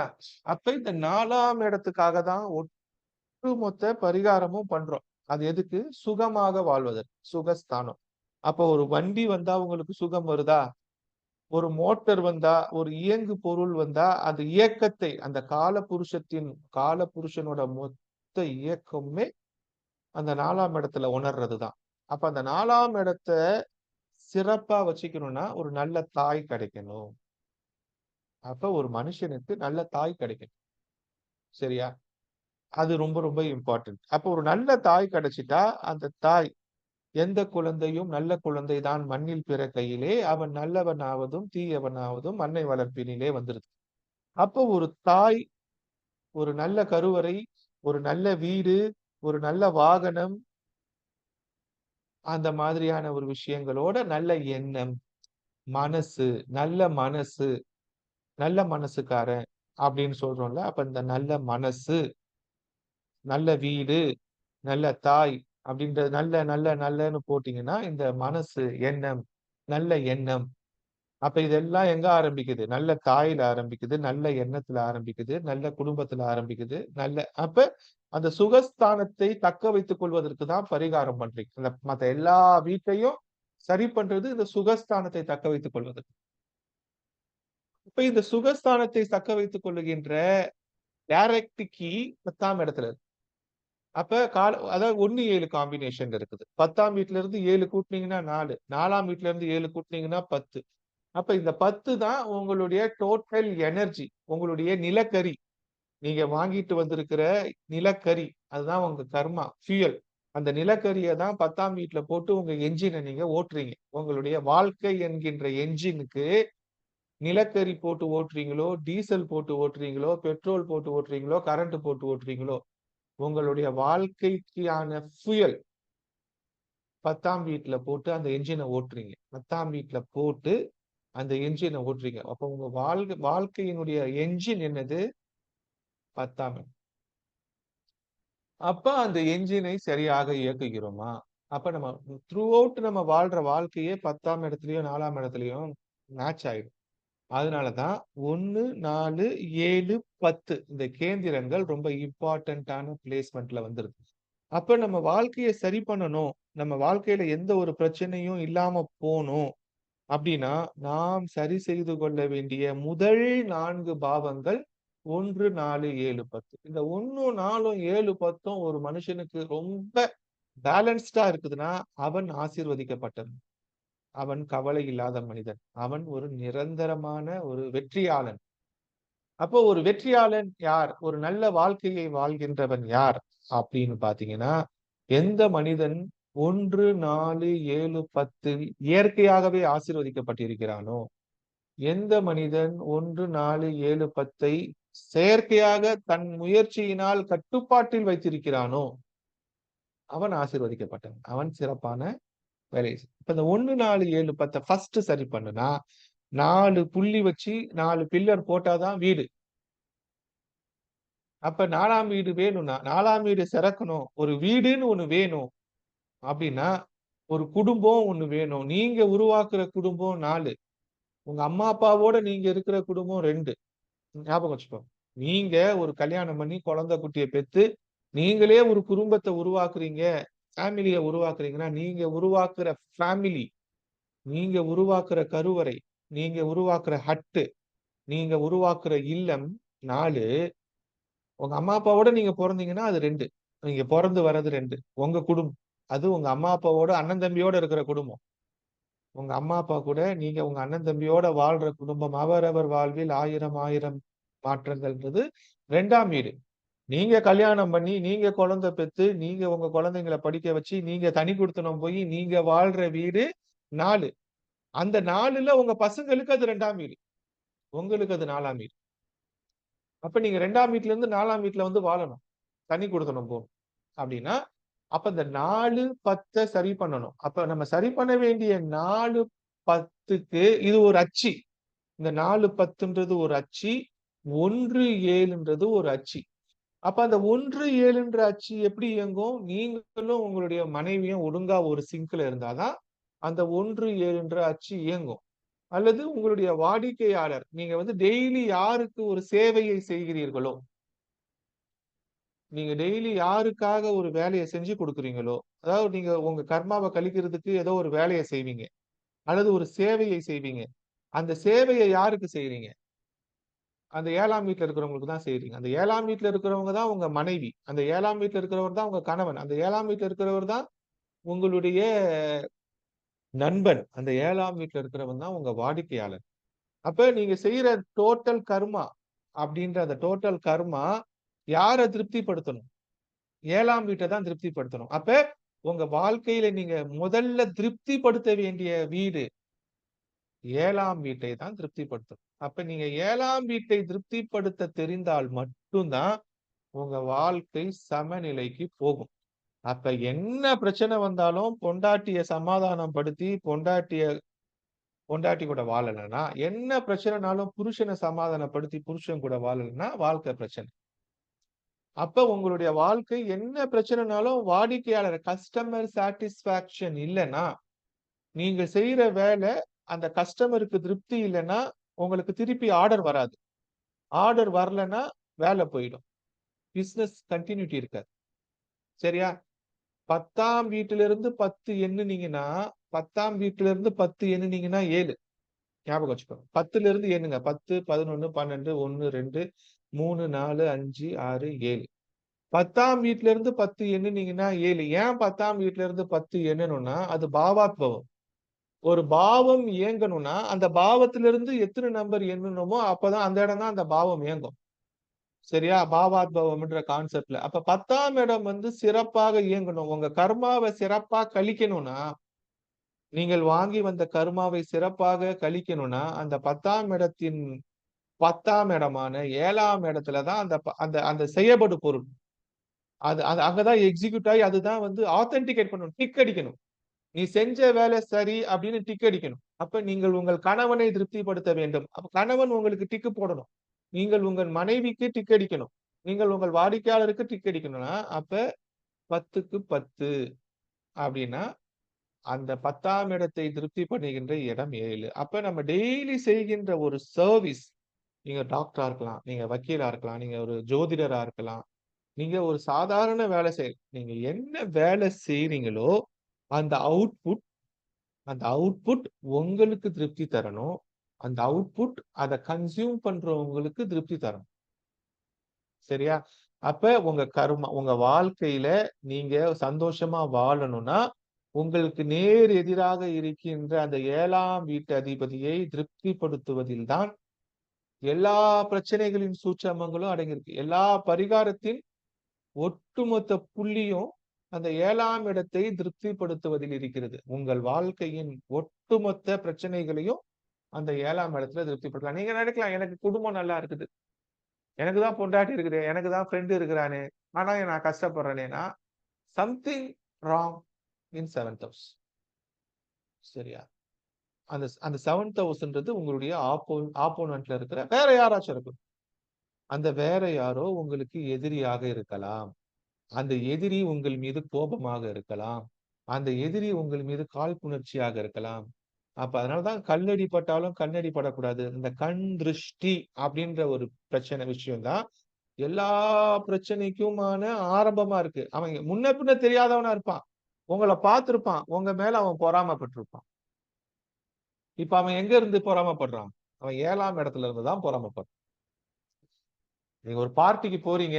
நீங்க ஒரு நல்ல பவுசா, அழகா வந்து ரொம்ப பார்க்க அழகா, ரொம்ப டீசென்ட்டா இருக்கீங்க. யார்றா இவன்? உங்களுக்கும் அவனுக்கும் சம்பந்தமே இருக்காது. அப்ப 7ஆம் இடத்துல இருந்து உங்களுக்கு கண்ணு படுது. அப்ப 7ஆம் இடத்துல உங்களுக்கு எதிரி உருவாயிடுறான்.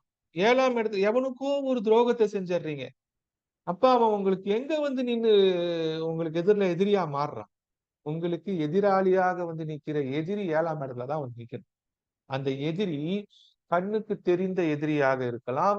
கண்ணுக்கு தெரியாத எதிரியாக இருக்கலாம். அப்ப நீங்க ஒண்ணு கஷ்டப்படுறீங்கன்னா, அந்த கஷ்டப்படுறத சரி பண்றதுக்கு உங்களுக்கு கண்ணுக்கு தெரியாத எதிரி இருக்கிறான், உங்களுக்கு தெரியல. அப்ப அந்த கண்ணுக்கு தெரிஞ்ச எதிரிய நீங்க ஹேண்டில் பண்ணுவீங்க. கண்ணுக்கு தெரியாத எதிரி யார்? அப்படின்றத கண்டுபிடிச்சு பண்ணணும். அப்ப அத 10ஆம் இடத்துல சரி பண்ணணும். நீங்க செய்யற அந்த 10ஆம் இடத்தோட ரிசல்ட் 7ஆம் இடத்துல சரியாகணும்ன்றத புரிஞ்சுக்கணும். அப்ப எந்த ஒரு பரிகாரம் செஞ்சாலும் 7ஆம் வீட்டுக்கு தான் ஃபர்ஸ்ட் நீங்க செஞ்சு சரி பண்ண முடியும். 7ஆம் இடத்த சமத்துவப்படுத்திட்டீங்கன்னா, 10யும் 4யும் பேலன்ஸ் பண்ணிட்டீங்கன்னா, 1யும் 7யும் பேலன்ஸ் பண்ணிட்டீங்கன்னா, குடும்பம் ஓடும். வொர்க் லைஃப் பேலன்ஸ் கரெக்ட்டா இருக்கும். அப்ப இந்த வொர்க் லைஃப் பேலன்ஸ மெயின்டெயின் பண்றதுல தான் எல்லா பிரச்சனைகளும் இருக்கு. அதுல தான் தடுமாறும். இப்ப பொண்டாட்டிக்கும் புருஷனுக்கும் சண்டை வருதுன்னா என்ன? குடும்ப பிரச்சனை. குடும்பத்துல பிரச்சனைன்னா வொர்க் லைஃப் பேலன்ஸ் இல்லன்னு அர்த்தம். அது பொருளாதார பிரச்சனையாக இருக்கலாம். அது காதல் பிரச்சனையாக இருக்கலாம். அது எந்த ஒரு பிரச்சனையாக இருந்தாலும், அது ஃபைனலா இந்த 4 பக்கெட்ல வந்துரும். 1, 4, 7, 10ல. அப்ப நம்ம முதல்ல பரிகாரம் செய்ய வேண்டியது 1, 4, 7, 10 சரி செய்து கொள்வது. அப்ப காலபுருஷனுக்கு இயற்கையான 1, 4, 7, 10 யாரு? காலபுருஷனுக்கு இயற்கையான 1ஆம் வீடு மேஷம், செவ்வாய். காலபுருஷனுக்கு இயற்கையான 4ஆம் வீடு என்னது? கடகம், சந்திரன். காலபுருஷனுக்கு இயற்கையான 7ஆம் வீடு என்னது? துலாம், சுக்கிரன். காலபுருஷனுக்கு இயற்கையான 10ஆம் வீடு என்னது? மகரம், சனி. அப்ப காலபுருஷனுக்கு இயற்கையான கேந்திராதிபதிகள் யாரு? காலபுருஷனுக்கு இயற்கையான கேந்திராதிபதிகள் மேஷம், செவ்வாய், சந்திரன், சுக்கிரன், சனி. அப்ப ஒரு ஜாதகத்துல செவ்வாயும், சந்திரனும், சுக்கிரனும், சனியும் நீச்சம் பெறாமல், உச்சம் பெறாமல், பகை வீட்டில் அமராமல், ஒரு சமமான வலுவோடு டீசென்ட்டா இருந்தாங்கன்னா, அந்த வாழ்க்கை ஆசீர்வதிக்கப்பட்ட வாழ்க்கை. உச்சம் பெற்றுச்சுனாலும் ஃப்ளக்சுவேஷன் இருக்கும். நீச்சம் பெற்றிருந்தாலும் ஃப்ளக்சுவேஷன் இருக்கும். பகை வீட்ல இருந்தாலும் இயங்குறதுல தடை இருக்கும். ஆனா, அது ஒரு நட்பு வீடுகள்ல இருக்கு. அது வந்து ஒரு ஒரு சுமூகமான ஒரு 60% வேலை செய்யுது. எல்லா கிரகமும் ஒரு 60% வேலை செய்யுது. அழகா வேலை செய்யுது. பாஸ் மார்க் வாங்கி 40 மார்க் வாங்குனா பாஸ் அப்டின்னா, ஃபெயில் ஆகல. 40 மார்க்குக்கு மேல 60 மார்க் ஒரு 70 மார்க் வாங்கி வேலை செய்யுது அப்டின்னா, இந்த 4 கிரகமும் அமைதியா இருந்ததுன்னா, 4 இயற்கை கேந்திரங்கள் நல்ல நிலையில் அமைந்து விட்டால், ஒரு ஜாதகத்தில் மேஷமும், ஒரு ஜாதகத்தில் கடகமும், ஒரு ஜாதகத்தில் துலாமும், ஒரு ஜாதகத்தில் மகரமும் நல்ல நிலையில் இயங்கினால், அது அந்த ஜாதகர் இயற்கையாகவே ஒரு பேலன்ஸ்டு லைஃபா இருக்கும். அதே மாரி அந்த ஜாதகத்துல ராசியிலிருந்து 4ஆம் வீடு, ராசியிலிருந்து 7ஆம் வீடு, ராசியிலிருந்து 10ஆம் வீடு கரெக்ட்டா அமைஞ்சது அப்டின்னா, அப்பயும் அந்த ஜாதகத்துக்கு ஒரு நல்ல வாழ்க்கை இருக்கு. அப்படி இல்லன்னா லக்னத்திலிருந்து 4ஆம் வீடு, லக்னத்திலிருந்து 7ஆம் வீடு, லக்னத்திலிருந்து 10ஆம் வீடு நல்லா இருந்துச்சுனாலும் நல்லா இருக்கும்.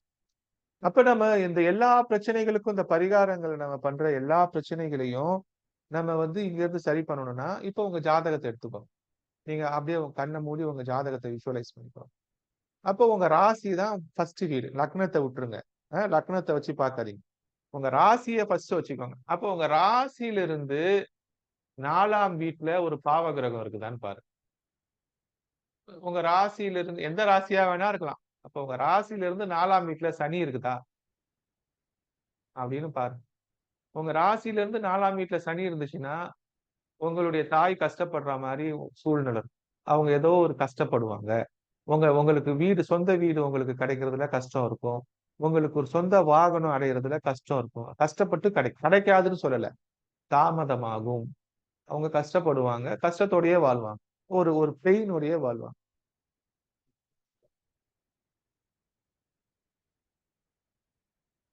ராசிக்கு 7ல ஒரு கிரகம் இருக்கிறது. ராசிக்கு 10ல ஒரு கிரகம் ரொம்ப முக்கியமான வேலைய செய்யுது. இந்த ராசிக்கு 7ல பொதுவா கிரகங்கள் இல்லாமல் இருப்பது நல்லது. எல்லா பாவத்திலயும் கிரகங்கள் இருக்கலாம். ஆனா ராசிக்கு 7ல கிரகங்கள் இல்லாமல் இருப்பது நல்ல சுத்த ஜாதகம். சரியா? ஏன் ராசிக்கு 7ல கிரகங்கள் இருக்கக்கூடாதுன்னா, ராசிக்கு 7ல ஒன்றுக்கு மேற்பட்ட கிரகங்கள் இருந்துச்சுன்னா, நெறைய பேருக்கு நீங்க பதில் சொல்லணும். நெறைய பேர நீங்க ப்ளீஸ் பண்ணணும். நெறைய சவால்களை சந்திக்கணும். சரியா? அப்ப திருமண வாழ்க்கை பாதிக்கப்பட்ட கிரகங்கள் எல்லாம் பார்த்தீங்கன்னா, ராசிக்கு 7ல நெறைய கிரகங்கள் இருக்கிற கிரகங்கள் ஜாதகங்கள்ல பொதுவா ப்ராபபிலிட்டி ஆஃப் பெர்சனல் லைஃப்ல ட்ராஜடிஸ் இருக்கு. சரியா? அப்ப ராசிக்கு 7ல கிரகங்கள் இல்லாமல் இருப்பது நல்லது. ராசிக்கு 7ஐ ஒரு சுப கிரகம் பாக்குது அப்படின்னா, அந்த சுப கிரகம் பார்த்துருச்சு. இப்ப ராசிக்கு 7 குரு பாக்குது அப்படின்னா, உங்களை விட உங்கள் 7ஆம் வீடு வலுப்பெற்று இருக்குதுன்னா, நீங்க தான் இறங்கி போணும். ஏன்னா குரு பாக்குற இடமும் வளர்ந்துரும். இப்போ உங்க ராசிக்கு 7ஆம் இடத்த குரு பாக்குது அப்படின்னா, நீங்க வலுவானவரா, உங்க 7ஆம் வீடு வலுவானவரான்னு நீங்க முடிவு பண்ணிக்கணும். அப்ப இப்ப எனக்கு வந்து இப்ப லக்னத்துக்கு 7ல லக்னத்துக்கு 7ல எந்த கிரகமும் இல்ல. லக்னத்துல குரு நின்னு லக்னத்துக்கு 7 பாக்குதுன்னா, இப்ப நான் வலுவானவனா, நீங்க வலுவானவரான்னு பாத்தீங்கன்னா, என்னை விட நீங்கள் தான் வலுவானவர். நான் வலுவானவரா, என் மனைவி வலுவானவரான்னு பார்த்தா, என்னை விட என் மனைவி தான் வலுவானவர். நான் வலுவானவரா, என் நண்பர் வலுவானவரானா, என்னை விட என் நண்பர் தான் வலுவானவர். நான் வலுவானவனா, நான் என் எதிரி வலுவானவனானா, என்னை விட என் எதிரி தான் வலுவானவர். ஏன்னா, லக்னத்துல கிரக குரு இருக்கு 7ல குரு பார்வை இருக்கு. குரு பார்க்கிற இடம் தான் வளரும். ரொம்ப ரொம்ப சிம்பிளான விஷயம். குரு 7ஆம் வீட்ட பார்க்கிறாரு. இப்ப குரு லக்னத்துல இருக்கிறதுன்றதுனால நான் நல்லவனா இருக்கலாம். நான் குருவா இருக்கலாம். ஆனா, குரு கிட்ட படிக்கிற மாணவன் தான் குருவ விட வளர்ந்து பெரிய ஆள் ஆவான். அப்ப என் வாழ்க்கையில நான் ஆயிரக்கணக்கான மக்கள வளர்த்து விட்டுருக்கிறேன்றதுல பெருமை சொல்லிக்கலாம். அது உண்மையும் கூட. ஆனா, என்னிடம் படித்த மாணவர்கள் என்னை விட பல மடங்கு வளர்ந்து மிகப்பெரிய இடத்துக்கு போறதுக்கு என்ன? குரு ஏன் அப்படியே இருக்கிறாரு? குரு கிட்ட படிக்கிறவன் ராஜாவா மாறுறான்னா, குருவோட 7ஆம் வீட்டுக்கு குரு பார்வை கிடைக்குது. அப்ப குரு பார்வை கிடைக்கிற இடம் தான் இருக்கிறதுலயே சுபத்துவமான வீடு. ஒரு ஜாதகத்துல குரு பார்வை எந்த இடத்துல விழுவுதோ, அந்த வீடு தான் அந்த ஜாதகத்திலேயே ரொம்ப சுபமான வீடு. அப்ப ஒரு ஜாதகத்துல குரு எங்க இருக்கிறாரு? அந்த குருக்கு 7ஆம் வீடு தான் அந்த ஜாதகத்திலேயே ஆகச் சுபமான வீடு. சரியா? அந்த குரு பார்க்கிற இடத்துல ஒரு நெகட்டிவ் கிரகம் இருந்துச்சுன்னா, குரு அந்த நெகட்டிவிட்டிய கம்மி பண்றதுக்கு ட்ரை பண்ணிட்டு இருப்பாரு. அது வந்து கூட குறைய இருக்கும். தராசு மாரி இவரோட நெகட்டிவிட்டி அதிகமா இருந்துச்சுன்னா, குருவோடது வந்து கொஞ்சம் தான் குறைச்சிருக்கும். முழுசா குறைச்சிருக்காது. அப்ப இது ரொம்ப வலுவா இந்த ஒரு பாவ கிரகம் 7ஆம் வீட்ட ரொம்ப பாவப்படுத்திட்டு இருக்குதுன்னா, ஒரு குரு பார்வை இருக்குதுன்னா, குரு பார்வைக்குன்னு ஒரு கெப்பாசிட்டி இருக்கும்ல. குரு அங்க எங்க இருந்து பார்க்கிறாரோ, அவரு பால அவஸ்தையில இருக்கிறாரா? அவரு விருதா அவஸ்தையில இருக்கிறாரா? அவரு ஒரு அவஸ்தையில இருப்பாரு. அவரு எந்த அவஸ்தையில இருக்கிறாரோ, அந்த அவஸ்தைகளுக்கு ஏத்த மாரி தான் இங்க சக்தி வரும் 7ஆம் வீட்டுக்குன்னா. அப்ப அந்த 7ஆம் வீட்ல ஆல்ரெடி ஒரு நெகட்டிவ் எனர்ஜி இருக்குன்னா, அந்த 7ஆம் வீட்டுக்கு குரு பார்வை கிடைக்கும்போது, அது ஃபுல்லா நல்லிஃபை பண்ணியிருக்காது. கொஞ்சம் தான் குறைச்சிருப்பாரு. அப்ப 7ஆம் வீட்டுக்கு குரு பார்வை இருக்குதுன்னா, 7ஆம் வீட்ல கிரகங்கள், பாவ கிரகங்கள் இல்லன்னா, 7ஆம் வீட்ல சுப கிரகம் இருந்து குரு பார்க்கிறாருன்னா, 7ஆம் வீடு ரொம்ப வலுப்பெற்று இருக்கு. அதே மாரி 5ஆம் வீட்ட குரு பார்க்கிறாரு, 9ஆம் வீட்ட குரு பார்க்கிறாருன்னா, சைமல்டேனியஸா அடுத்து வலுவான பாவங்கள் அது. சரியா? அப்ப இப்ப இந்த இடத்துல அந்த குரு பார்வை அந்த எக்ஸாம்பிள ஞாபகம் வச்சுக்கோங்க. அப்ப குரு பார்வை ஒரு இடத்த சுபத்துவப்படுத்துது அப்டின்னா, இப்ப நீங்க பரிகாரங்கள் பண்றீங்க இல்லையா? இந்த பரிகாரங்கள் பண்றத விஷுவலைஸ் பண்ணுங்க. ஒரு செஸ் போர்டு மாரி உங்க டேபிள் மேல ஒரு பெரிய ராசி கட்டம் வரைஞ்சிருக்கு. அதாவது நீங்க என்ன பண்ணுங்க, நான் சொல்றது ரொம்ப ரொம்ப இம்பார்ட்டன்ட்டான ஒரு பரிகாரத்துக்குள்ள வரேன். இப்ப நீங்க ஒரு சதுரங்க வேட்டை விளையாட போறீங்க. இப்ப நீங்க பரிகாரங்கள் கிளாஸோட ரியலிஸ்டிக் எக்ஸாம்பிள்க்குள்ள வரீங்க. இப்ப நீங்க என்ன செய்யுங்க, ஒரு பெரிய சார்ட் வாங்கிக்கோங்க வீட்ல. இன்னைக்கு காலையில போயிட்டு ஸ்டேஷனரி ஸ்டோர்ல போயிட்டு ஒரு பெரிய ஒயிட் சார்ட் வாங்கிக்கோங்க. இல்ல மங்களகரமா இருக்கணும்னா எல்லோ கலர் சார்ட் வாங்கிக்கோங்க. ஏதோ ஒரு சார்ட் வாங்கி, அதுல அந்த அந்த உங்க டேபிள் மேல அந்த சார்ட்ட வச்சு உங்க ராசி கட்டத்த பெருசா வரைஞ்சுக்கணும். இப்போ ஒரு செஸ் போர்டு வரைஞ்சா மாரி உங்க உங்க முன்னாடி உங்களோட ராசி கட்டம் இருக்கும். அந்த ராசி பெரிய ராசி கட்டம் எவ்வளவு பெரிய பாக்ஸ் இருக்கணும். இப்ப ஒரு பெரிய டேபிள் இருக்குதுன்னா நீங்க உட்கார்ந்து வேலை செய்யற மேஜை மேல அதனால கம்ஃபர்டபுளா அந்த பெரிய சார்ட்டை பிக்ஸ் பண்ணிக்கோங்க. நல்லா வச்சுக்கோங்க. 4 கார்னரும் சுருளாம வச்சுக்கோங்க. இப்ப அந்த எக்ஸ்டெண்ட் டு த எக்ஸ்டெண்ட் அந்த அந்த அந்த சார்ட்டோட ஃபுல் லென்த்துக்கு ஒரு பெரிய ராசி கட்டத்த பாக்ஸ வரைஞ்சுக்கிட்டு அதுல வந்து சின்ன சின்ன எழுத்துல சின்ன லக்னம் ஒரு ஓரத்துல ஒரு அதாவது அந்த நீங்க உங்க கிரகத்தை அந்த பெரிய ராசி கட்டத்துல ஒரு சின்ன ஓரத்துல ஒரு முக்குல எழுதுங்க. இங்க லக்னம் இருக்கு, இங்க குரு இருக்கு, இங்க செவ்வாய் இருக்கு. ஒரே ராசி கட்டத்துல நிறைய இருக்கும். உங்க உங்க ஜாதகத்தை ஒரு பெரிய சார்ட்ல எழுதி அதுல உங்க கிரகத்தை எழுதிருங்க. சரியா? ஒரு இங்க்ல ஒரு கலர்ல ஒரு ஒரு ஸ்கெட்ச்ல ஏதாச்சும் ஒரு ஸ்கெட்ச்ல உங்க ஜனனகால ஜாதகத்துல இருந்த கிரக நிலையை எழுதிருங்க. ஒரு முக்குல எழுதுங்க. ஒரு ஒரு ஒரு டயகனல் எழுதுங்க. இன்னொரு கார்னர்ல இன்னைக்கு இன்னைக்கு கோச்சாரத்துல என்னென்ன கிரகங்கள் இருக்குதுன்றத இன்னொரு கார்னர்ல எழுதிருங்க. அத வேற ஸ்கெட்ச்ல எழுதுங்க. சரியா? அப்போ ஒரு பெரிய ராசி கட்டம் வரைஞ்சிட்டீங்க. ஒரு செஸ் போர்டு மாதிரி இருக்குது. அதுல வந்து ஒரு முக்குல எல்லா ராசி கட்டத்திலயும் கிரகங்கள் எங்க இருக்குது? ஜனனகால ஜாதகத்துல இருந்த கிரகங்கள் லக்னம் முதல் கொண்டு ஒரு கார்னர்ல ஃபார் எக்ஸாம்பிள் இந்த லெஃப்ட் ரைட் டாப் பாட்டம் ரைட்ல எழுதுங்க. டாப் லெஃப்ட்ல வந்து கோச்சார கிரகங்களை எழுதிருங்க. இப்ப ஒரே சார்ட்ல கோச்சார கிரகங்கள் வேற கலர்ல இருக்குது. ஜனனகால ஜாதகங்கள் வேற கலர்ல. இப்ப நீங்க வந்து ஒரு விஷயத்துக்காக வேண்டிட்டு இருக்கிறீங்க. இப்ப நம்ம இந்த கிளாஸ் ஆரம்பிக்கும் பொழுது ஒரு 3 விஷயங்கள ஆசைப்பட சொன்னேன் இல்லையா? இப்ப இந்த 3 விஷயங்கள்ல ஒரு விஷயத்த எடுத்துக்கணும். அது ஏதோ அது அது வந்து உங்க ராசியிலிருந்து உங்க ராசியிலிருந்து எத்தனாவது வீட்டை குறிக்குது அப்படின்றத பாருங்க. இது உங்க ராசியிலிருந்து எத்தனாவது வீட்டை சார்ந்த பிரச்சனை? பிள்ளைகளை குறித்ததா? இல்ல வேலையை குறித்ததா? இல்லை கடனை குறிச்சதா? இல்லது கடனை குறிச்சுதா? இல்ல வந்து நோய குறிச்சுதா? அத முடிவு பண்ணிக்கோ. இப்ப எந்த வீட்டுல பிரச்சனை இருக்குது அப்படின்றத முடிவு பண்ணிட்டீங்க. இப்ப பிரச்சனைய க்ளோஸ் பண்ணணுமா? பிரச்சனைய நீட்டிக்கணுமான்னு டிசைட் பண்ணிக்கோ. பிரச்சனைய முடிக்கணுமா? பிரச்சனைய நீட்டிக்கணுமான்னு டிசைட் பண்ணுங்க. இப்ப ஒரு கடன் இருக்கு ஃபார் எக்ஸாம்பிள். அப்ப ராசிக்கு 6ஆம் இடம் என்னன்றத பார்த்துக்கோ. உங்க ராசி இந்த ராசிக்கு 6ஆம் இடம். அந்த ராசிக்கு 6ஆம் இடத்துல என்னென்ன கிரகங்கள் இருக்குதுன்னு பாருங்க. அது கோச்சாரத்துல என்ன இருக்குது? ஜனனகால ஜாதகத்துல என்னென்ன இருக்குதுன்னு பாருங்க. இப்ப இந்த 6ஆம் வீட்ல தான் கடன் இருக்குது. இந்த 6ஆம் வீட்ல தான் நோய் இருக்குது. இந்த 6ஆம் வீட்ல தான் எதிரி இருக்கிறான். தீர்க்கக்கூடிய கடன், தீர்க்கக்கூடிய நோய், தீர்க்கக்கூடிய எதிரி இருக்கு. இப்ப இந்த 6ஆம் வீட்ட தான் நம்ம சரி பண்ண போறோம். 6ஆம் வீட்டுக்கு ஏதோ ஒரு சொல்யூஷன் செய்ய போறோம். முடிவு பண்ணிட்டீங்க. எக்ஸாம்பிள் எடுத்துக்காட்டுக்கு நான் 6ஆம் வீட்டு ஒரு கடனையோ, எதிரியோ, நோயையோ 6ஆம் வீட்டை சாந்தப்படுத்த போறோம். அப்ப 6ஆம் வீட்ல சாந்தப்படுத்தணும்னா, இப்ப இந்த இடத்துல எரிஞ்சிட்டு இருக்கிற சக்தி என்ன? அந்த சக்தியை எடுக்கணும். குறைக்கணும். சரியா? இப்ப நடந்துட்டு இருக்கிற தசா புத்தி என்னன்றத பாருங்க. அத தனியா எழுதி வச்சுக்கோங்க. அப்ப நடந்துட்டு இருக்கிற தசா புத்தி நடந்துட்டு இருக்கிற தசா புத்தி உங்களுக்கு 6ஆம் வீட்டதிபதி தசை நடக்குதா? 8ஆம் வீட்டதிபதி தசை நடக்குதா? 3ஆம் வீட்டதிபதி தசை நடக்குதா? 2ஆம் வீட்டதிபதி தசை நடக்குதான்னு சொல்லி பாருங்க. சரியா? நான் ஸ்கிரீன ஷேர் பண்றேன். ஒரு நிமிஷம்.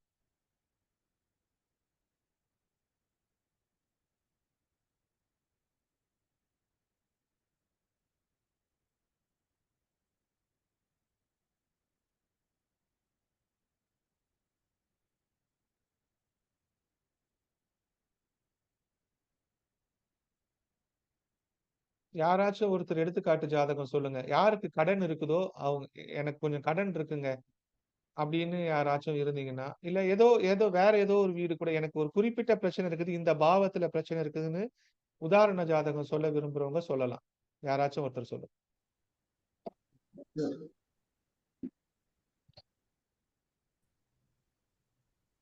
யாருங்க? யாராச்சும் ராம் சொல்றீங்களா?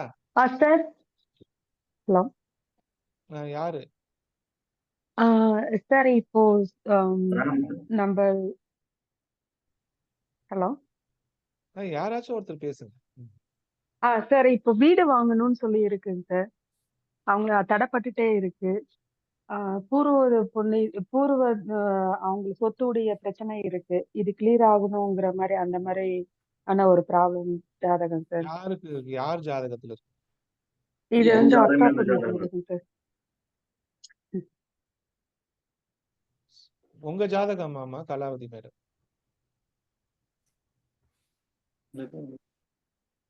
சார் உங்க ஜாதகத்திலயா? சார் நான் கலாவதி சார் பேசுறேன். யார் நான் பேசுறீங்க? நாகதேவதாங்க சார். நாகதேவதாங்க சார். யார் Yes, sir. ஜாதகத்துல இந்த பிரச்சனை இருக்கு? அக்கா பொண்ணுங்க சார். இல்ல, நம்ம இங்க இருக்கிறவங்க ஜாதகத்தை எடுத்துப்போம். இங்க இப்ப பேசிட்டு என்னுடைய இருக்கிற யாரோட ஜாதகத்துல அந்த பிரச்சனை ஜாதகத்தையோ. இருக்கு. ஓகே ராம், உங்களோட டேட் ஆஃப் பர்த் சொல்லுங்க.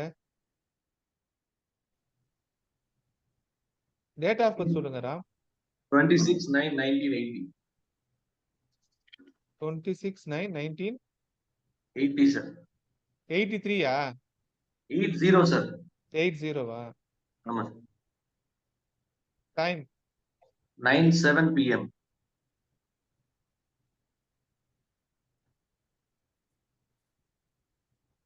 கோயம்புத்தூர் சார்.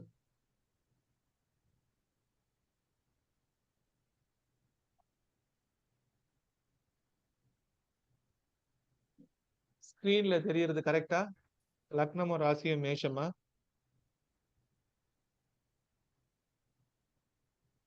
கன்ஃபார்ம் பண்ணுங்க ராம். சார் மேஷ ராசி மேஷ லக்னம் கரெக்டுங்க சார். இப்போ உங்க கேள்வி என்ன? உங்க பிரச்சனை என்ன? எதை சரி சார், பண்ணணும்னு நினைக்கிறீங்க? எனக்கு 6ஆம் பாவம் தான் சார் பிரச்சனை. எனக்கு ஃபண்ட் ஃப்ளோ நிக்காம வரும். ஆனா என்கிட்ட ₹1 கூட நிக்காது. ம். எனக்கு கடன் தான் பிரச்சனை. என்னோட பூர்வீகமான இடம் பிரச்சனை. சரி. சோ இப்ப வந்து கடன் அப்ராக்சிமேட்டா எவ்வளவு இருக்கும்? ஒரு 70 to 1 இருக்கும் சார். 1 கோடி ரூபாய் கடன் இருக்குது. ஆமா சார். ஓகே. சோ இப்ப கடனை குறிக்கிற இடம் என்னது? 6ஆம் இடம், கரெக்டா? இப்ப இந்த 6ஆம் இடம் உங்களுக்கு என்ன வருது? கன்னியா வருது. இப்ப இந்த கன்னியில உங்களுக்கு சூரியன், குரு, சனி 3 பேர் இருக்கிறாங்க. 3 பேருமே ஹெவி வெயிட் சாம்பியன், கரெக்டா? ஆமாங்க சார். இப்ப வந்து ஒரு ஒரு ஒரு குத்துச்சண்டை போட்டினா, குத்துச்சண்டை போட்டியில 50 கிலோ பிரிவு, 56 கிலோ பிரிவுலாம் இருக்கும்ல, 40 கிலோ பிரிவு. அப்ப வெயிட்ட வச்சு ஒரு குத்துச்சண்டை போட்டியை டிஃபைன் பண்ற மாதிரி உங்களோட 6ஆம் இடத்துல ஹெவி வெயிட்டா இருக்கு. அப்ப பார்த்தோன்னே என்ன செய்யுது? எல்லாருமே பெரிய கிரகம். சூரியன் இருக்கிறாரு, குரு இருக்கிறாரு, சனி இருக்கிறாரு. அப்ப 3 பேரு. அப்ப 3 பேர் வந்து 6ஆம் வீட்டுல உட்கார்ந்து வேலை செய்யறாங்க அப்படின்னா, இப்ப இந்த 6ஆம் வீட்டை நம்ம இம்மீடியட்டா சரி பண்ண முடியுமா? வலு அதிகமா இருக்குன்றது பார்த்தோன்னே தெரியுதா? ஆமாங்க சார். இப்ப 6ஆம் வீட்டுல அதிக கிரகங்கள் இருந்தா அவ்வளவு பேருக்கு அது வேலை செய்யுது. அவ்வளவு பேர் அங்க உட்கார்ந்து புழங்கிட்டு போறாங்க. அப்படின்னா வந்தவன் ஒவ்வொருத்தர் வந்ததுக்கு ஏத்த மாதிரி கொஞ்சம் கொஞ்சம் பிரச்சனையை கொடுத்துட்டு போறாங்கன்னு அர்த்தம். சரி, அங்க வந்து நிக்கிறாங்கன்னா என்ன அர்த்தம்? அவங்களால முடிஞ்ச பிரச்சனையை கொடுத்துட்டு போறாங்கன்னு அர்த்தம். இப்போ குரு, சூரியன், சனி. அப்ப இதுல வந்து என்ன இருக்குது? குரு வந்து சனிக்கும் சூரியனுக்கும் நடுவுல மாட்டிட்டு இருக்குது. அப்ப சூரியன் என்னவா இருக்கிறாரு? எத்தனை டிகிரில இருக்கிறாரு? 10 டிகிரில இருக்கிறாரு. குரு வந்து எங்க இருக்கிறாரு? 1 டிகிரில இருக்காரு. அப்பதான் உள்ள வந்திருக்கிறாரு. சனி வந்து 7 டிகிரி இருக்கிறார். அப்ப சூரியனுக்கும் குருக்கும் நடுவுல சனி இருக்கிறார். நல்ல வேளை சனி வந்து குரு வந்து சனிக்கு நடுவுல மாட்டல. குரு வந்து சனிக்கும் சூரியனுக்கும் நடுவுல மாட்டி இருந்தா அது பாபகத்திரி யோகமா இருக்கும். இப்ப வந்து ஒரு 7 டிகிரி தள்ளி குரு ஃபர்ஸ்ட் இருக்கிறார். குரு ஃபர்ஸ்ட் இருக்கிறாரு, அப்புறம் சனி இருக்கிறாரு, அதுக்கப்புறம் சூரியன் இருக்கிறாங்க. அப்படின்னா அந்த ஆர்டர்ல இருக்கும் பொழுது இப்ப ஓரளவுக்கு பிரச்சனை கம்மியா இருக்குதுன்னு அர்த்தம். இப்ப இந்த 6ஆம் இடத்தை குறிக்கிற புதன் எங்க இருக்கிறாரு? 7 இருக்காரு சார். துலாத்துல இருக்கிறார். சரியா? இப்ப ஆமாங்க. என்ன ஒரு பிரச்சனை ஆயிடுச்சு அப்படின்னா, சுக்கிரன் வந்து ராகு கூட இருக்கிறார். சரிங்க சார். அப்ப நீங்க வந்து பயங்கரமா செலவு பண்ணுவீங்களா? சுகவாசியா? சுகவாசின்னு சொல்ல முடியாது. பணம் வரும். பட் ஆனா ரூ. 10 கூட நிக்க மாட்டேங்குது சார். ஆமா. அப்ப ஏன்னா அந்த சுகஸ்தானமான அந்த சுக்கிரனோட ராகு இருக்கிறதுனால தான் அது செலவாகிக்கிட்டே இருக்கு. சரிங்க சார். லக்னத்துக்கு 6ஆம் இடம் என்கின்ற சுகஸ்தானத்துல சுக்கிரன் ராகுவோடு இருக்கிறதுனா, அவங்க வந்து நெறைய செலவு பண்றவங்களா இருப்பாங்க. சரிங்க. அப்ப பணம் நிக்க மாட்டுதுன்னா, அது உங்களோட கண்ட்ரோல்ல இல்லாம எப்படி போகுதுன்னா, அது அது நீங்க நெனச்சா தான் நிறுத்தலாம்ல. நீங்க நெனச்சு நிறுத்த முடியல. முடியல அப்ப த சார். அப்ப அன்வான்டடா ஏதோ ஏதோ ஒரு விஷயத்துக்கு நீங்க விட்டுக்கிட்டே இருக்கிறதுக்கு காரணம், அந்த சுகஸ்தானத்து மூலியமா தான் அது லீக் ஆகுது. அப்ப ஓகே அந்த சார். சுக்கிரன், ராகுவ தான் முதல்ல நீங்க கண்ட்ரோல் பண்ணணும். அப்ப சுக்கிரன், ராகு அந்த 4ஆம் வீட்ட நீங்க கண்ட்ரோல் பண்ணணும். ஓகே. அப்படின்றத ஃபர்ஸ்ட் முடிவு பண்ணணும். அந்த இடத்துல ஒரு பிரேக்க போடணும். அப்ப அப்ப நீங்க ஒரு கட்டுப்பாட்டுக்குள்ள வரணும். அப்ப நீங்க விரதம் வழிபாடுகளுக்குள்ள வரணும். உங்களுக்கு ஏதாச்சும் ஒரு ஒரு ஹேபிட்ஸ் இருந்துச்சுன்னா, சில ஹேபிட்ஸ தியாகம் பண்ணணும். அது குடிக்கிற பழக்கமா இருக்கலாம். அது வந்து ரேஸு இல்ல வேற ஏதோ அது கெட்ட பழக்கமா இருக்கணும்னு நான் சொல்லல. ஏதோ சரிங்க சார். ஒரு வகையில ஒரு மேஜர் போர்ஷன் வந்து உங்களையும் அறியாம பணம் போய்க்கிட்டே இருக்கும். நீங்க நண்பர்களுக்கு நெறைய வாங்கி குடுத்துட்டு இருக்கலாம். நீங்க தாட் போட்டுன்னு செலவு பண்ணலாம். பார்ட்டி பண்ணலாம்.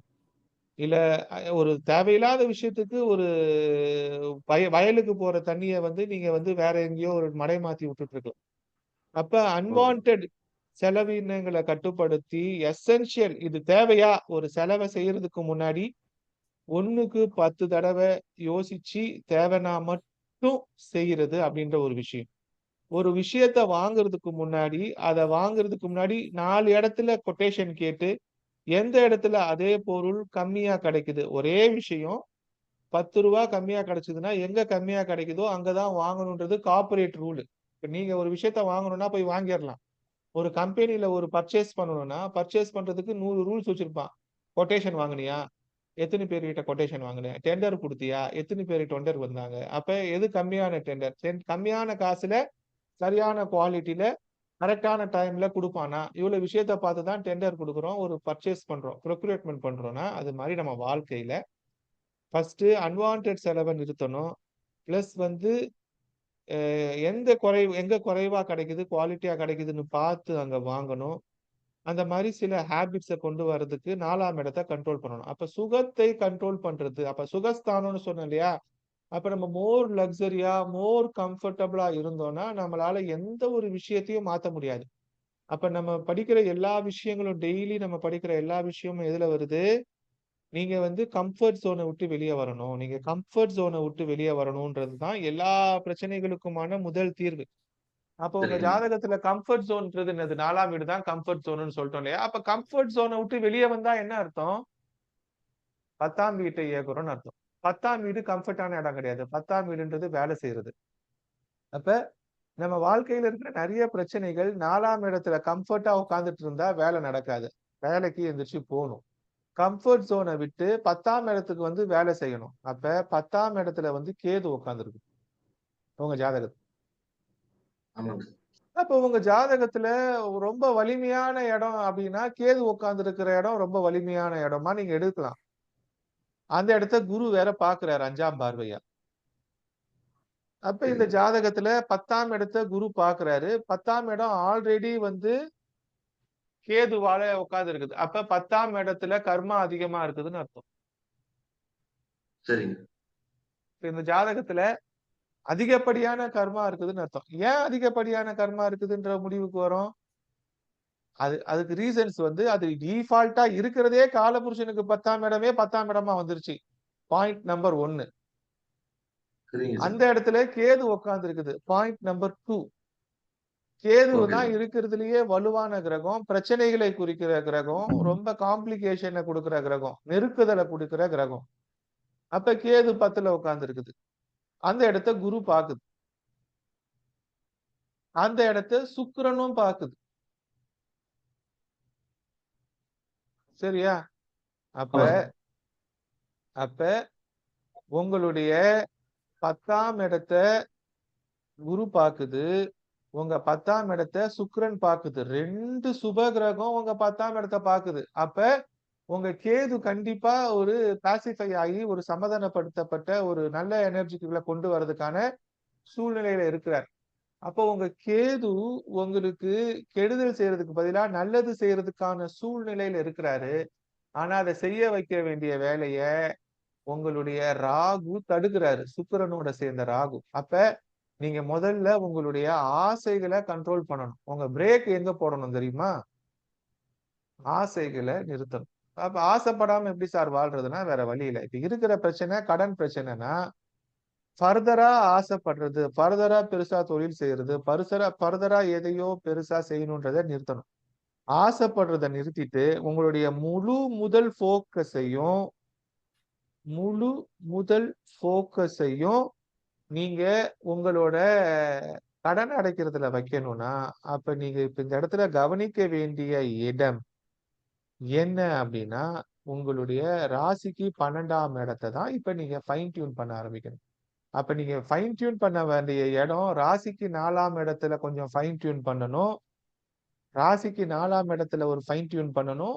ராசிக்கு 12ஆம் இடத்துல ஒரு ஃபைன் டியூன் பண்ணணும். அப்ப உங்களோட ஃபைன் டியூன் ஏரியாஸ் என்ன? இப்ப உங்க கடன் பிரச்சனைக்கான ஃபைன் டியூன் ஏரியாஸ் என்ன அப்படின்னா, நீங்க கான்சென்ட்ரேஷன் பண்ண வேண்டிய இடம் உங்களுடைய ராசிக்கு 4ஆம் இடமான கடகத்தையும், உங்கள் ராசிக்கு 12ஆம் இடமான மீனத்தையும் நீங்க இப்ப கவனம் செஞ்சு திருத்தணும். ஏன் 12ஆம் இடத்தை திருத்தணும் அப்படின்னா, 12ஆம் இடம்தான் கடன், நோய், எதிரியை தீர்க்கக்கூடிய இடம்.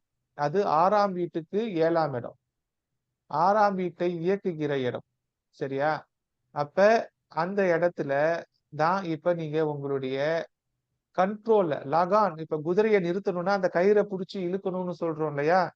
அப்ப கரண்ட் ஆஃப் பண்ணணும்னா சுவிட்சை ஆஃப் பண்ணணும். ஷாக் அடிச்சிட்டு இருக்குன்னா கரண்ட்டை கட் பண்ணணும் இல்லையா? இப்ப உங்களுடைய ஜாதகத்துல கடனை கட்டுப்படுத்த வேண்டிய இடத்தில் இருக்கிறது மீனம். உங்களுடைய ஜாதகத்துல ஆசையை கட்டுப்படுத்த வேண்டிய இடத்துல இருக்கிறது என்னது? சுக்கிரன். சுக்கிரன். ராகு. ஆமா. இப்ப நீங்க ஃபர்ஸ்ட் சுக்கிரனோட ஆசைய ராகுவோட மாயையிலிருந்து வெளியே வரணும். நிஜத்துல நிக்கணும். உங்களுடைய தற்போதைய சக்தி என்ன அப்படின்றத உணரணும். நீங்கள் ஒரு ஒழுக்கத்திற்குள் வரணும். ஒழுக்கம்னா நீங்க கெட்டவன்னு சொல்லல. ஒழுக்கம்னா நீங்க ஒரு ப்ராசஸ்க்குள்ள வரணும். இப்ப நினைச்சா நினைச்சதை செய்யக்கூடாது. ரூல்ஸ் போடணும். அந்த ரூல்ஸுக்குள்ள வாழணும். ஒரு ரூல்ஸுக்குள்ள ஒரு ப்ராசஸ்க்குள்ள வரணும். இந்த கடன் அடைக்கிற வரைக்கும் நான் இந்த வேலையை தான் செய்வேன். ஒரு மாசத்துக்கு இவ்வளவு சம்பாதிப்பேன். சம்பாதிச்சதுல இவ்வளவு எடுத்து இதுக்கு கொடுப்பேன். அப்ப நான் மொத்தம் எவ்வளவு கடன் இருக்குதுன்னு லிஸ்ட் பண்ணுவேன். அந்த கடன்ல சின்ன சின்ன கடனையா ஃபர்ஸ்ட் அடைச்சிட்டு போவேன். பெரிய கடனை ஃபர்ஸ்ட் லாஸ்ட் அடைப்பேன். அப்ப ஒரு 10 கிரெடிட் கார்டு இருக்குதுன்னா அதுல ஒரு கிரெடிட் கார்டுல 20,000 ரூபாய் இருக்கு. ஒரு கிரெடிட் கார்டுல 50,000 ரூபாய் இருக்கு. ஒரு கிரெடிட் கார்டுல 1,00,000 ரூபாய் இருக்குது அப்படின்னா உங்களுடைய எல்லா கடனையும் லிஸ்ட் பண்ணணும். அப்ப உங்களுக்கு ஒரு 20 கடன் இருக்குது அப்படின்னா 20 கடனையும் எழுதணும். 10 ரூபாய் கொடுக்குற கடனை கூட எழுதணும். இப்ப நீங்க யார் யாருக்கெல்லாம் காசு கொடுக்கணுமோ உங்க லயாபிலிட்டிஸ் ஃபுல்லாத்தையும் ஒரு பேப்பர்ல எழுதணும். எழுதிட்ட பிறகு அது அசெண்டிங் ஆர்டர்ல பெரிய கடன் மேல இருக்கணும், சின்ன கடன் கீழே இருக்கணும். இப்ப இந்த சின்ன கடனை கொண்டு வந்து கீழே இருக்கிற கடன்ல இருந்து அடைக்க ஆரம்பிக்கணும். அப்ப கவுண்ட் தான் 20 கடன் இருக்குதுன்னா 1000 ரூபாய் கொடுக்கறதும் கடன் தான், 1,00,000 ரூபாய் கொடுக்கறதும் கடன் தான், 10,00,000 ரூபாய் கொடுக்கறதும் கடன் தான். அது ஒரு அக்கவுண்ட். சரியா? அப்ப உங்களுக்கு 20 கடன் இருக்குது. ஒருத்தருக்கு 1000 ரூபாய் தான் கொடுக்கணும். ஒருத்தருக்கு 1 கோடி ரூபாய் கொடுக்கணும்னா 1 கோடி ரூபான்றதும் கடன் தான், 1000 ரூபான்றதும் கடன் தான். அது அசெண்டிங்ல எழுதிட்டு ஃபர்ஸ்ட் நீங்க அடைக்க வேண்டியது இந்த 1000 ரூபாய் கொடுக்கறத அடைச்சிடணும். அப்புறம் 5,000 ரூபாய் கொடுக்கறத அடைச்சிடணும். 10,000 ரூபாய் கொடுக்கறத அடைச்சிடணும். அப்ப ஒரு 4 கடன் அடைச்சீங்கன்னா 20 கடன்ல 4 கடன் போயிடுச்சு. நீங்க நம்பரை பார்க்காதீங்க. 20 கடன்ல 4 கடன் போயிடுச்சு. அப்படி பாருங்க. அப்ப 20 கடன்ல 10 கடனை நீங்க என்ன பண்ணுவீங்க? இம்மிடியேட்டா அடைச்சிருவீங்க. அப்படிதான் நீங்க அடைக்கணும். அப்ப இந்த இடத்துல உங்க 6ஆம் வீட்டை கண்ட்ரோல் பண்றதுக்கு தேவையான விஷயத்தை என்ன செய்யணும்னா 12ஆம் வீட்டுல கொண்டு போய் இப்ப அங்க யார் இருக்கிறா கோச்சாரத்துல? ராகு ராகு இருக்கிறார். சார். இப்ப 12ஆம் இடத்துல ஆல்ரெடி ராகு இருக்கிறார். அவர் அங்க பிரம்மாண்டத்தை உருவாக்கிட்டு இருக்கிறார். அப்ப 6ஆம் இடத்துல என்ன பண்ணிட்டு இருக்கிறாரு? கேது உட்கார்ந்து இருக்கிறார். அப்ப இந்த கேது வந்து உங்களுடைய ஜனனகால சூரியன், ஜனனகால குரு, ஜனனகால சனி மேல போயிட்டு இருக்கிறார். அப்ப இந்த ராகு கேது பெயர்ச்சி, அடுத்த ராகு கேது பெயர்ச்சிக்கு அதுக்கு அடுத்த ராகு கேது பெயர்ச்சி. இப்ப ராகு இதுல இருக்கார் இல்லையா, மிதுனத்துல மீனத்துல. சாரி மீனத்துல இருக்கார் இல்லையா, அந்த மீனத்துல இருக்கிற ராகு வந்து கும்பத்துக்கு வந்துட்டு, கும்பத்துல 18 மாசம் முடிஞ்சு, அதுக்கு அடுத்த 18 மாசம், அதாவது இப்ப அப்ராக்சிமேட்டா 2015 2016 எண்டுல வந்து உங்களுக்கு ராகு வந்து கும்பத்துக்கு மகரத்துக்கு வருவார் இல்லையா, அப்ப கேது ஆமா எங்க போவாரு, சுக்கிரனுக்கு போவார்ல. அப்ப ஆமா வந்து உங்களுடைய சுக்கிரனையும் ராகுவையும் கோச்சாரத்துல வர கேது வந்து பிரேக் போட்டு நிறுத்துவார். இங்க இருக்கிற கேதுவை ராகு வந்து சமதளப்படுத்துவார். அப்ப உங்களுடைய சுக்கிரன் ராகு சமதளப்படுத்துறது. அப்ப இது ஒரு இந்த சைடு போற எனர்ஜி. ராகு வந்து இந்த சைடு போற எனர்ஜி. அப்ப ஈஸ்ட் வெஸ்ட் அந்த காந்தத்தோட நார்த் நார்த் ஈஸ்ட் ஈஸ்ட்ன்ற மாதிரி நார்த் ஈஸ்ட்ன்ற மாதிரி அந்த சுக்கிரன் ராகுவை கேது அங்க வரும்பொழுது பலப்படுத்துவார். அப்ப இந்த இடத்துல ராகு வரும்போது ஒரு சமநிலைக்கு வரும். அப்ப 2016ல உங்களுடைய பிரச்சனைகள், உங்களுடைய 4க்கும் 10க்கும் ஒரு பேலன்ஸ் கிடைக்கும். அப்ப உங்க கடன் பிரச்சனை ஒரு கட்டுக்குள்ள வரும்ன்றத நம்ம வந்து அறுதியிட்டு சொல்லலாம். 2016ல நடக்கிற ராகு கேது பெயர்ச்சிக்கு அப்புறம் நடக்கிற 18 மாசம் தான் உங்களுக்கு கடனை அடைப்பதற்கான முழு மூச்சில இயங்கக்கூடிய காலம். இப்ப ஓகே. இப்ப வந்து டெம்பரவரியா நீங்க வந்து இந்த சூரியன் குரு சனியை சரி பண்ணணும்னா அடுத்த சனி பெயர்ச்சி அப்ப சனி எங்க போவாரு, மீனத்துக்கு போவார் சார். மீனத்துக்கு போவார். அப்ப சனி யார பார்ப்பாரு, திருப்பி 6ஆம் வீட்டை பார்ப்பார். சரியா? ஆமா சார். அப்ப அந்த சனி பார்வை உங்களுடைய கடன் பிரச்சனைக்கு ஒரு கட்டுப்பாட்டை கொண்டு வர்றதுக்கு ஹெல்ப் பண்ணும், வேகத்தடையை கொடுக்கும். சரியா? ஒரு ஒழுக்கத்துக்கு கொண்டு வரும். நீங்க கரெக்டா வேலைக்கு போனீங்கன்னா, கரெக்டா ரெவென்யூ ஜெனரேட் பண்ணீங்கன்னா. அப்ப இந்த இடத்துல நீங்க என்ன பண்ணலாம், 12ஆம் வீட்டுல நீங்க செவ்வாயை கொண்டு வந்து வைக்கலாம்.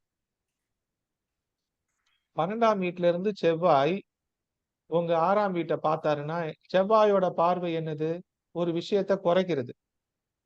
ஓகே. செவ்வாய் என்ன செய்யும், ஒரு விஷயத்தை சரி குறைக்கும். குறைக்கும்.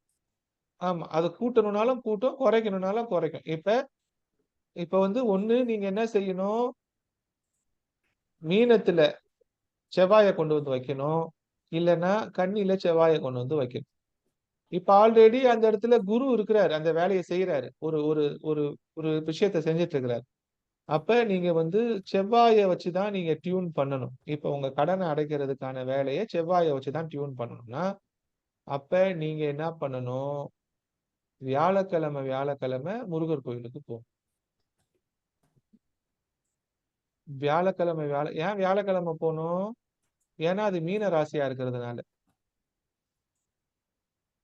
சரிங்க. ஏன் முருகர் கோயிலுக்கு போகணும், அது செவ்வாய் தான் அங்க நிக்கணும்ன்றதுக்காக. அப்ப வியாழக்கிழமை முருகர் வழிபாடு, கூட செவ்வாய்க்கிழமையும் முருகர் வழிபாடு வச்சுக்கோங்க. அப்ப செவ்வாய் வியாழன் முருகனுக்காக வேண்டி செவ்வாய் வழிபாடு செய்யணும். அப்ப முருகனுக்கு உகந்த விஷயங்கள், செவ்வாய்க்கு உகந்த விஷயங்களை நீங்க வந்து கூட்டும் பொழுது, 12ஆம் இடத்துல கூட்டும் பொழுது, அப்ப 6ஆம் இடத்துல இருக்கிற அந்த அந்த விஷயங்கள் கட்டுப்பாட்டுக்குள்ள வரும்.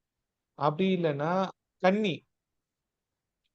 அந்த கன்னி வந்து உங்களுக்கு புதனோட வீடு. அப்ப அந்த இடத்துல நீங்க ஒரு கட்டுப்பாட்டை கொண்டு வரணும்னா, புதன் தான் கடனுக்கு அதிபதி. சாட்சிக்காரன் கால்ல விழுவுறதை விட சண்டைக்காரன் கால்ல விழுவுறது நல்லதுன்றதுனால, அப்ப தொடர்ச்சியா ஒரு 9 சனிக்கிழமை பெருமாள் கோயிலுக்கு போறீங்க.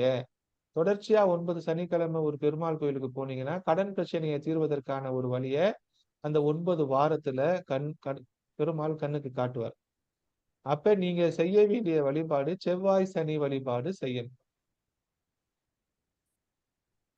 ஓகே. அப்ப செவ்வாயோட அதிதேவதை, சனியோட அதிதேவதையோட வழிபாடு செய்யணும். அப்ப உங்களுடைய அந்த ராசி கட்டத்தை இப்ப நான் வந்து உங்களுக்கு ஒரு சார்ட் வந்து வரைஞ்சு வச்சுக்கணும்னு சொன்னேன் இல்லையா? இந்த சார்ட்ட ஆமா வரைஞ்சு சார். வச்சீங்கன்னா, இப்ப நீங்க செஸ் விளையாடும் போது நீங்க ஒரு விளையாடுறீங்க. இப்ப ஒரு யுத்தத்துக்கு பிளான் பண்ணும்போது பிளான் பண்ணுவாங்க இல்லையா? ஒரு கேம் பிளான் பண்றாங்க இல்லையா? அப்ப அது மாரி ஆமா. இப்ப நீங்க உங்க கேம் பிளான என்ன பண்ணணும்? உங்க கண்ட்ரோலபிள்ஸ் எங்க இருக்கணும்? உங்க கண்ட்ரோலபிள்ஸ் 6ஆம் இடத்துலயும், 12ஆம் இடத்துலயும் இருக்கணும். உங்க கண்ட்ரோலபிள்ஸ் 4ஆம் இடத்துலயும், 10ஆம் இடத்துலயும் இருக்கணும். அப்ப நீங்க கட்டுப்படுத்த வேண்டிய இடம் 4ஆம் இடத்தையும், 10ஆம் இடத்தையும் கட்டுப்படுத்தணும். நீங்க கட்டுப்படுத்த வேண்டிய இடம் 6ஆம் இடத்தையும் 10ஆம் இடத்தையும் கட்டுப்படுத்தும். அப்ப நீங்க என்ன செய்யலாம்? அப்ப செவ்வாயை வலுப்படுத்தணும்னா, செவ்வாய்க்கு உகந்த பவள மோதிரத்த அணியலாம். இப்ப என்ன தசா நடக்குது உங்களுக்கு? செவ்வாய் திசை சார். ஆ. அடைச்சிருவீங்க. செவ்வாய் தசை முடியறதுக்கு இன்னும் எவ்வளவு நாள் இருக்கு? 3 மாசம் இருக்கு சார். 3 மாசம் தான் இருக்குதா? ஆமாம். அடுத்து செவ்வாய் தசை முடிஞ்ச உடனே ராகு தசை வருமா? ஆமா சார். ராகு திசை வந்து. ரொம்ப கேர்ஃபுல்லா இருக்கணும். சரியா? Okay sir. ரொம்ப கேர்ஃபுல்லா இருக்கணும். ஆனா பயப்பட வேணாம். சரிங்க சார். ரொம்ப அலர்ட்டா இருக்கணும். அடுத்த 2 வருஷம் ரொம்ப குரூஷியல். Okay sir. பயப்படுறதுக்காக சொல்லல. அத நம்ம திட்டமிட்டு எதிர்கொள்ள தயாராயிட்டோம்னா எதிர்கொண்டுருவோம். சரியா? ஓகே.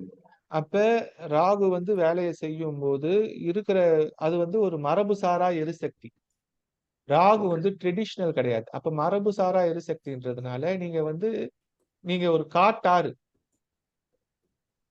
அத நீங்க ஒரு முறைப்படுத்தின வழித்தடத்துல ஒரு கால்வாயா கொண்டு போணும். இப்ப நீங்க காட்டாரா இருக்கக்கூடாது. திருப்பி நீங்க காட்டாரா மாறுறதுக்கான அந்த வாய்ப்பு தான் அதிகமா இருக்கு. Okay sir.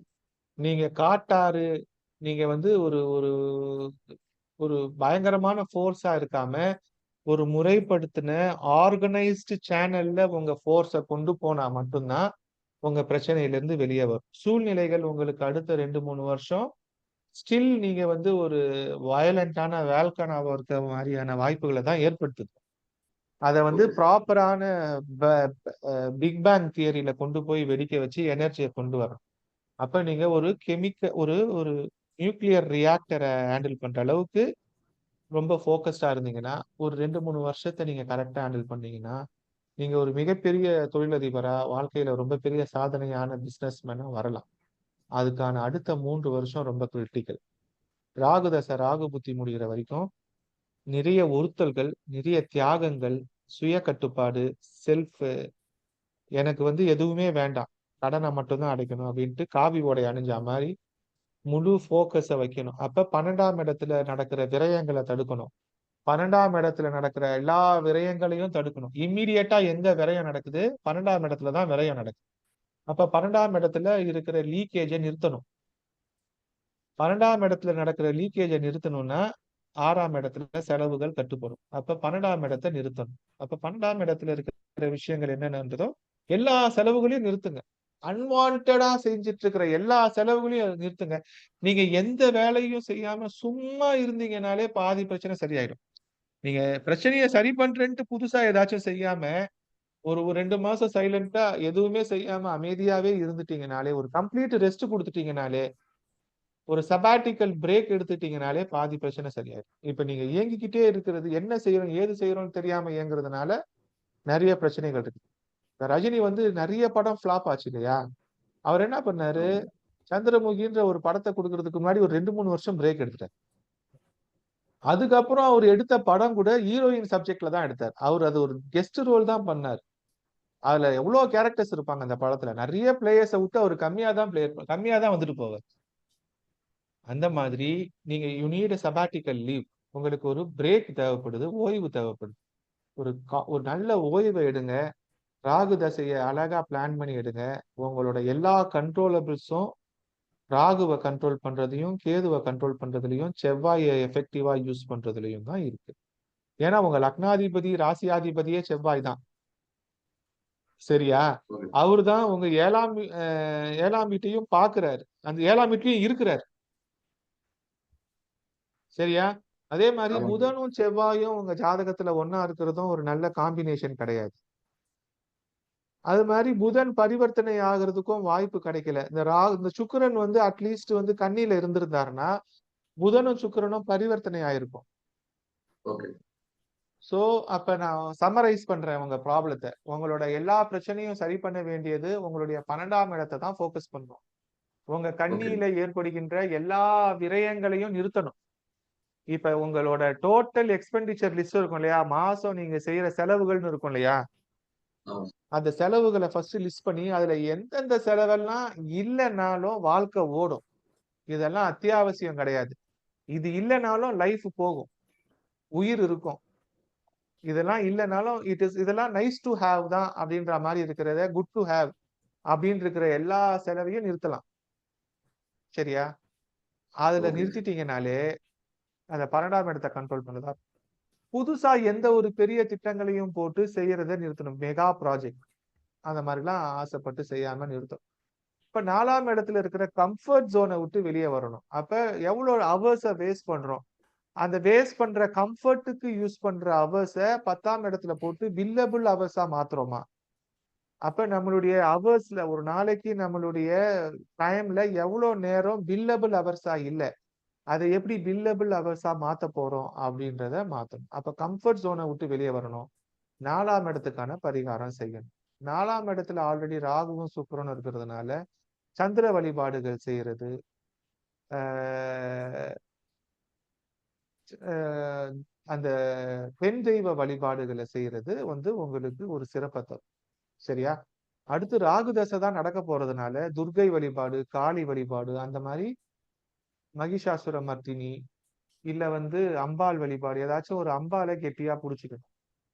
ஒரு பெண் தெய்வ வழிபாடு பண்ணும் பொழுது இந்த பிரச்சனைகள் எல்லாமே தீரும். சரியா? அப்ப செவ்வாய், சந்திரன் இத வச்சுக்கோங்க. அப்ப உங்களோட செவ்வாயை வலுப்படுத்துறதுக்கு, லக்னாதிபதி ராசியாதிபதியை வலுப்படுத்துறதுக்கு என்னென்னலாம் செய்யணுமோ அதெல்லாம் செய்யணும். அப்ப ஓகே லக்னாதிபதி ராசியாதிபதியை வலுப்படுத்துறதுக்கு பவள மோதிரம் போடலாம். துவரம் பருப்புன்றது செவ்வாயோட காரகத்துவம். அப்ப அந்த துவரம் பருப்பை நீங்க சாப்பிடலாம்.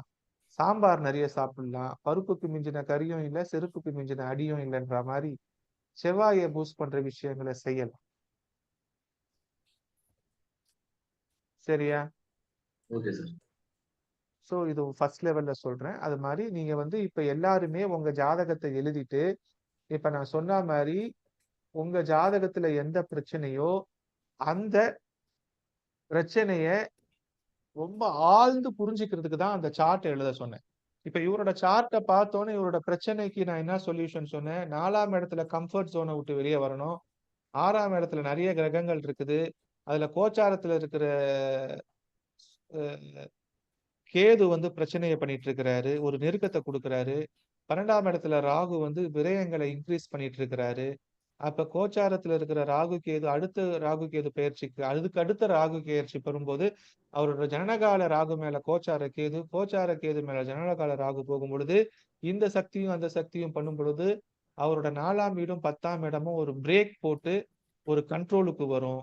அப்ப 2016 அந்த பீரியடு பீரியட்ல இவருக்கு செவ்வாய் தசை முடிஞ்சு ராகு தசை வருது. எகைன் அவர் ஒரு இல்லஷான பீரியடுக்குள்ள போறாரு. அப்ப அவர் காட்டாரு.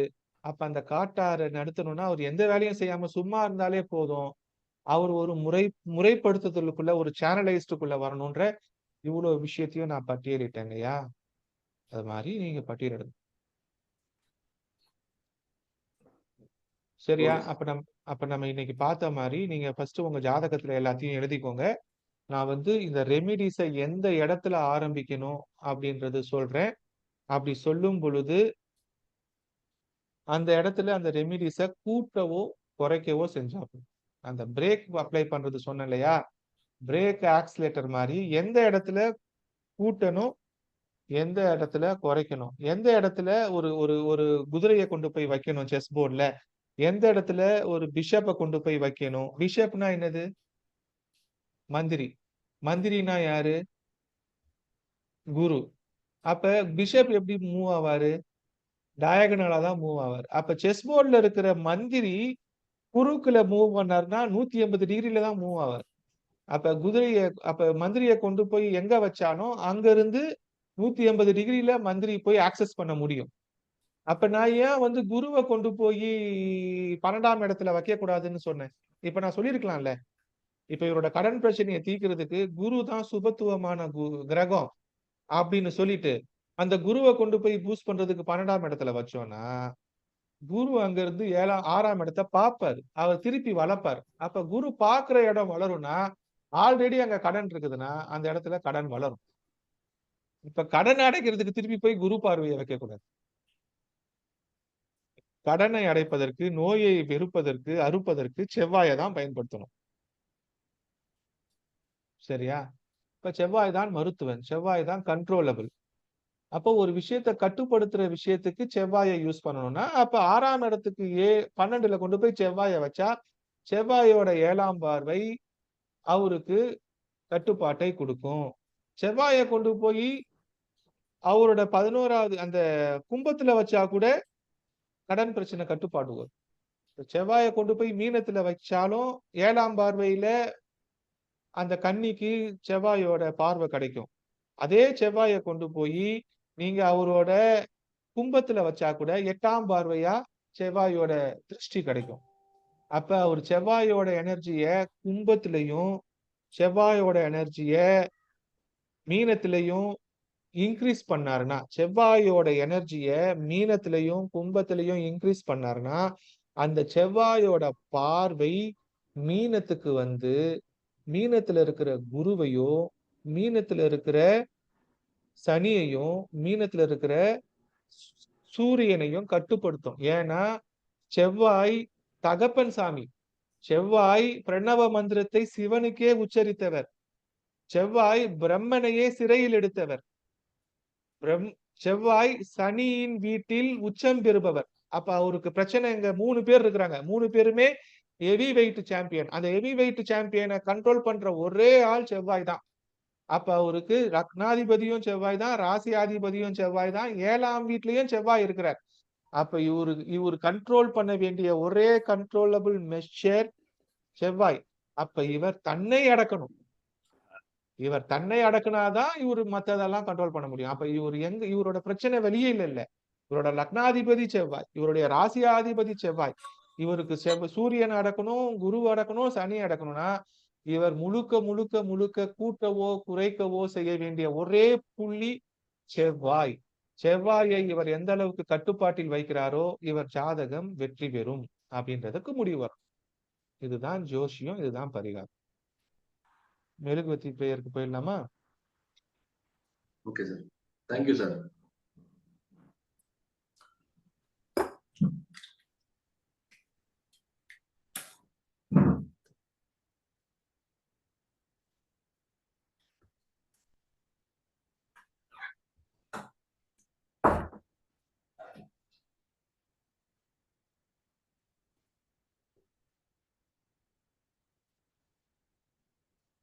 பிரேயர். இன்னைக்கு புதன்கிழமையா? வியாழக்கிழமை சார். வியாழக்கிழமை. ஓகே, சரி, பிரேயர் பண்ணு.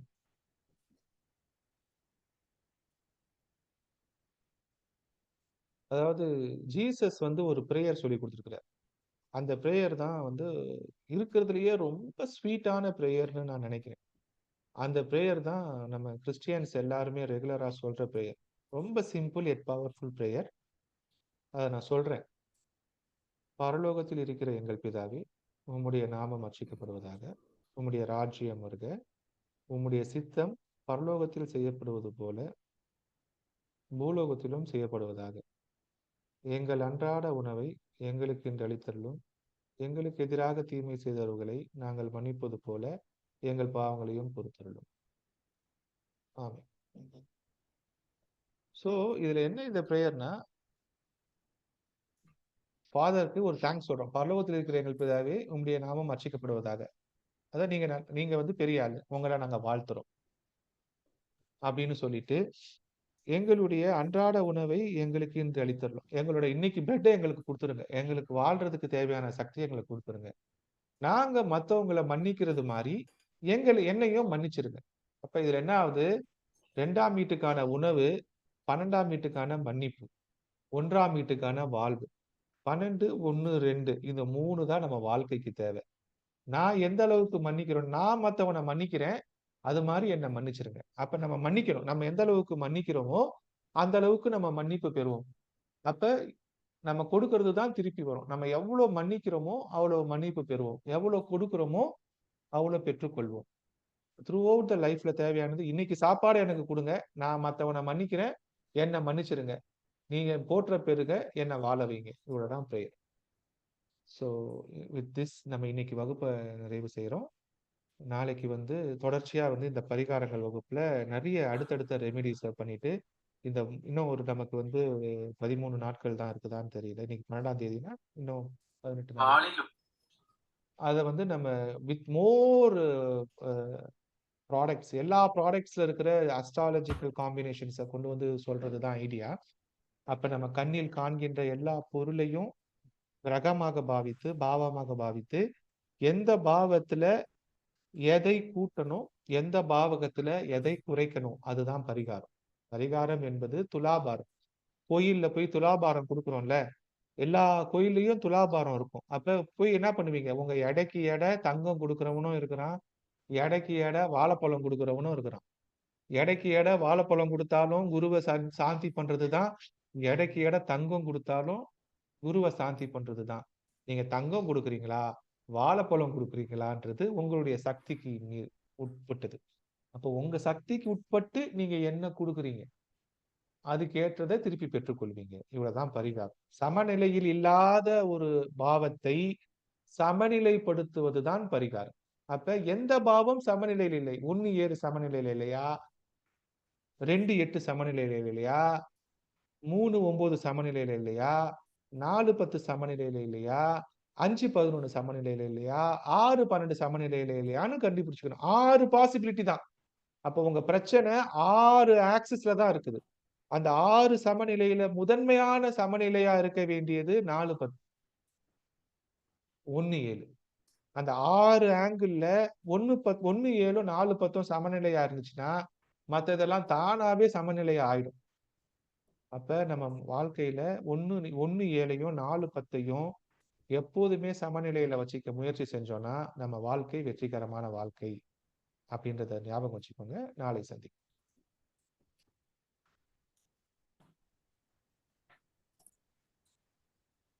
யாருமே பேசல சார். வணக்கம் சார். குமார், ஜே.கே. குமார், சென்னை. சரி, முடிச்சிடலாமா? நீங்க தேங்க்யூ சார்.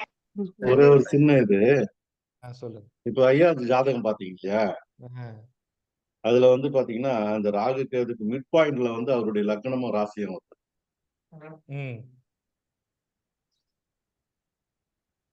ஆமா, அது ஒரு காரணம். அது இருக்குது இல்ல, நான் சொல்லியிருக்கேன் பல தடவை. அந்த அதே மாதிரி பாத்தீங்கன்னா செவ்வாய் வந்து 4ஆம் பார்வையா வந்து மகரத்தை பாக்குறாரு, அங்க கேது இருக்காரு. அவருக்கு 4ஆம் இடம், அவர் 10ஆம் இடம் நல்லா தான் இருக்குது அவருக்கு. அது 10ஆம் இடத்தை இல்ல சரியா சார், 4ஆம் பார்வையா ஏற்றதான். செவ்வாய் வந்து கேது பார்க்கும்போது அங்க சொத்துல ஒரு தடை இருக்குல்ல, அதுக்காக. ஓகே, நன்றி சார். தேங்க்யூ. நாளை சந்திக்கலாம். நன்றி சார். இது சொன்னீங்கல்ல, பரிகாரம் சொன்னீங்களா, அது வந்து லக்னத்துல இருந்து எடுக்கணுமா, ராசியில இருந்து எடுக்கணுமா சார்? நான் இப்ப சொல்றது எல்லாமே ராசியில இருந்து எடுங்க. இவருக்கு வந்து அன்பார்ச்சுனேட்லி ராசியும் லக்னமும் ஒன்னா இருக்கு. அதுதான் சார், அது கன்ஃபியூஷன் ஆச்சுன்னு தான் கேட்டேன். Sorry, thank you. நீங்க லக்னத்துல இருந்து எடுக்கிறது தப்பு இல்லை, அப்படிதான் ஜோசியம் பார்க்கணும். ஓகே. நம்ம பரிகாரம் பண்றத ராசிக்கு பண்ணுங்க அப்படின்னு சொல்றேன். ஏன்னா உயிருக்கு இல்ல, உடலுக்கும் மனசுக்கும் தான் பரிகாரம் தேவை. உயிர் அதை உணரும். ஓகே.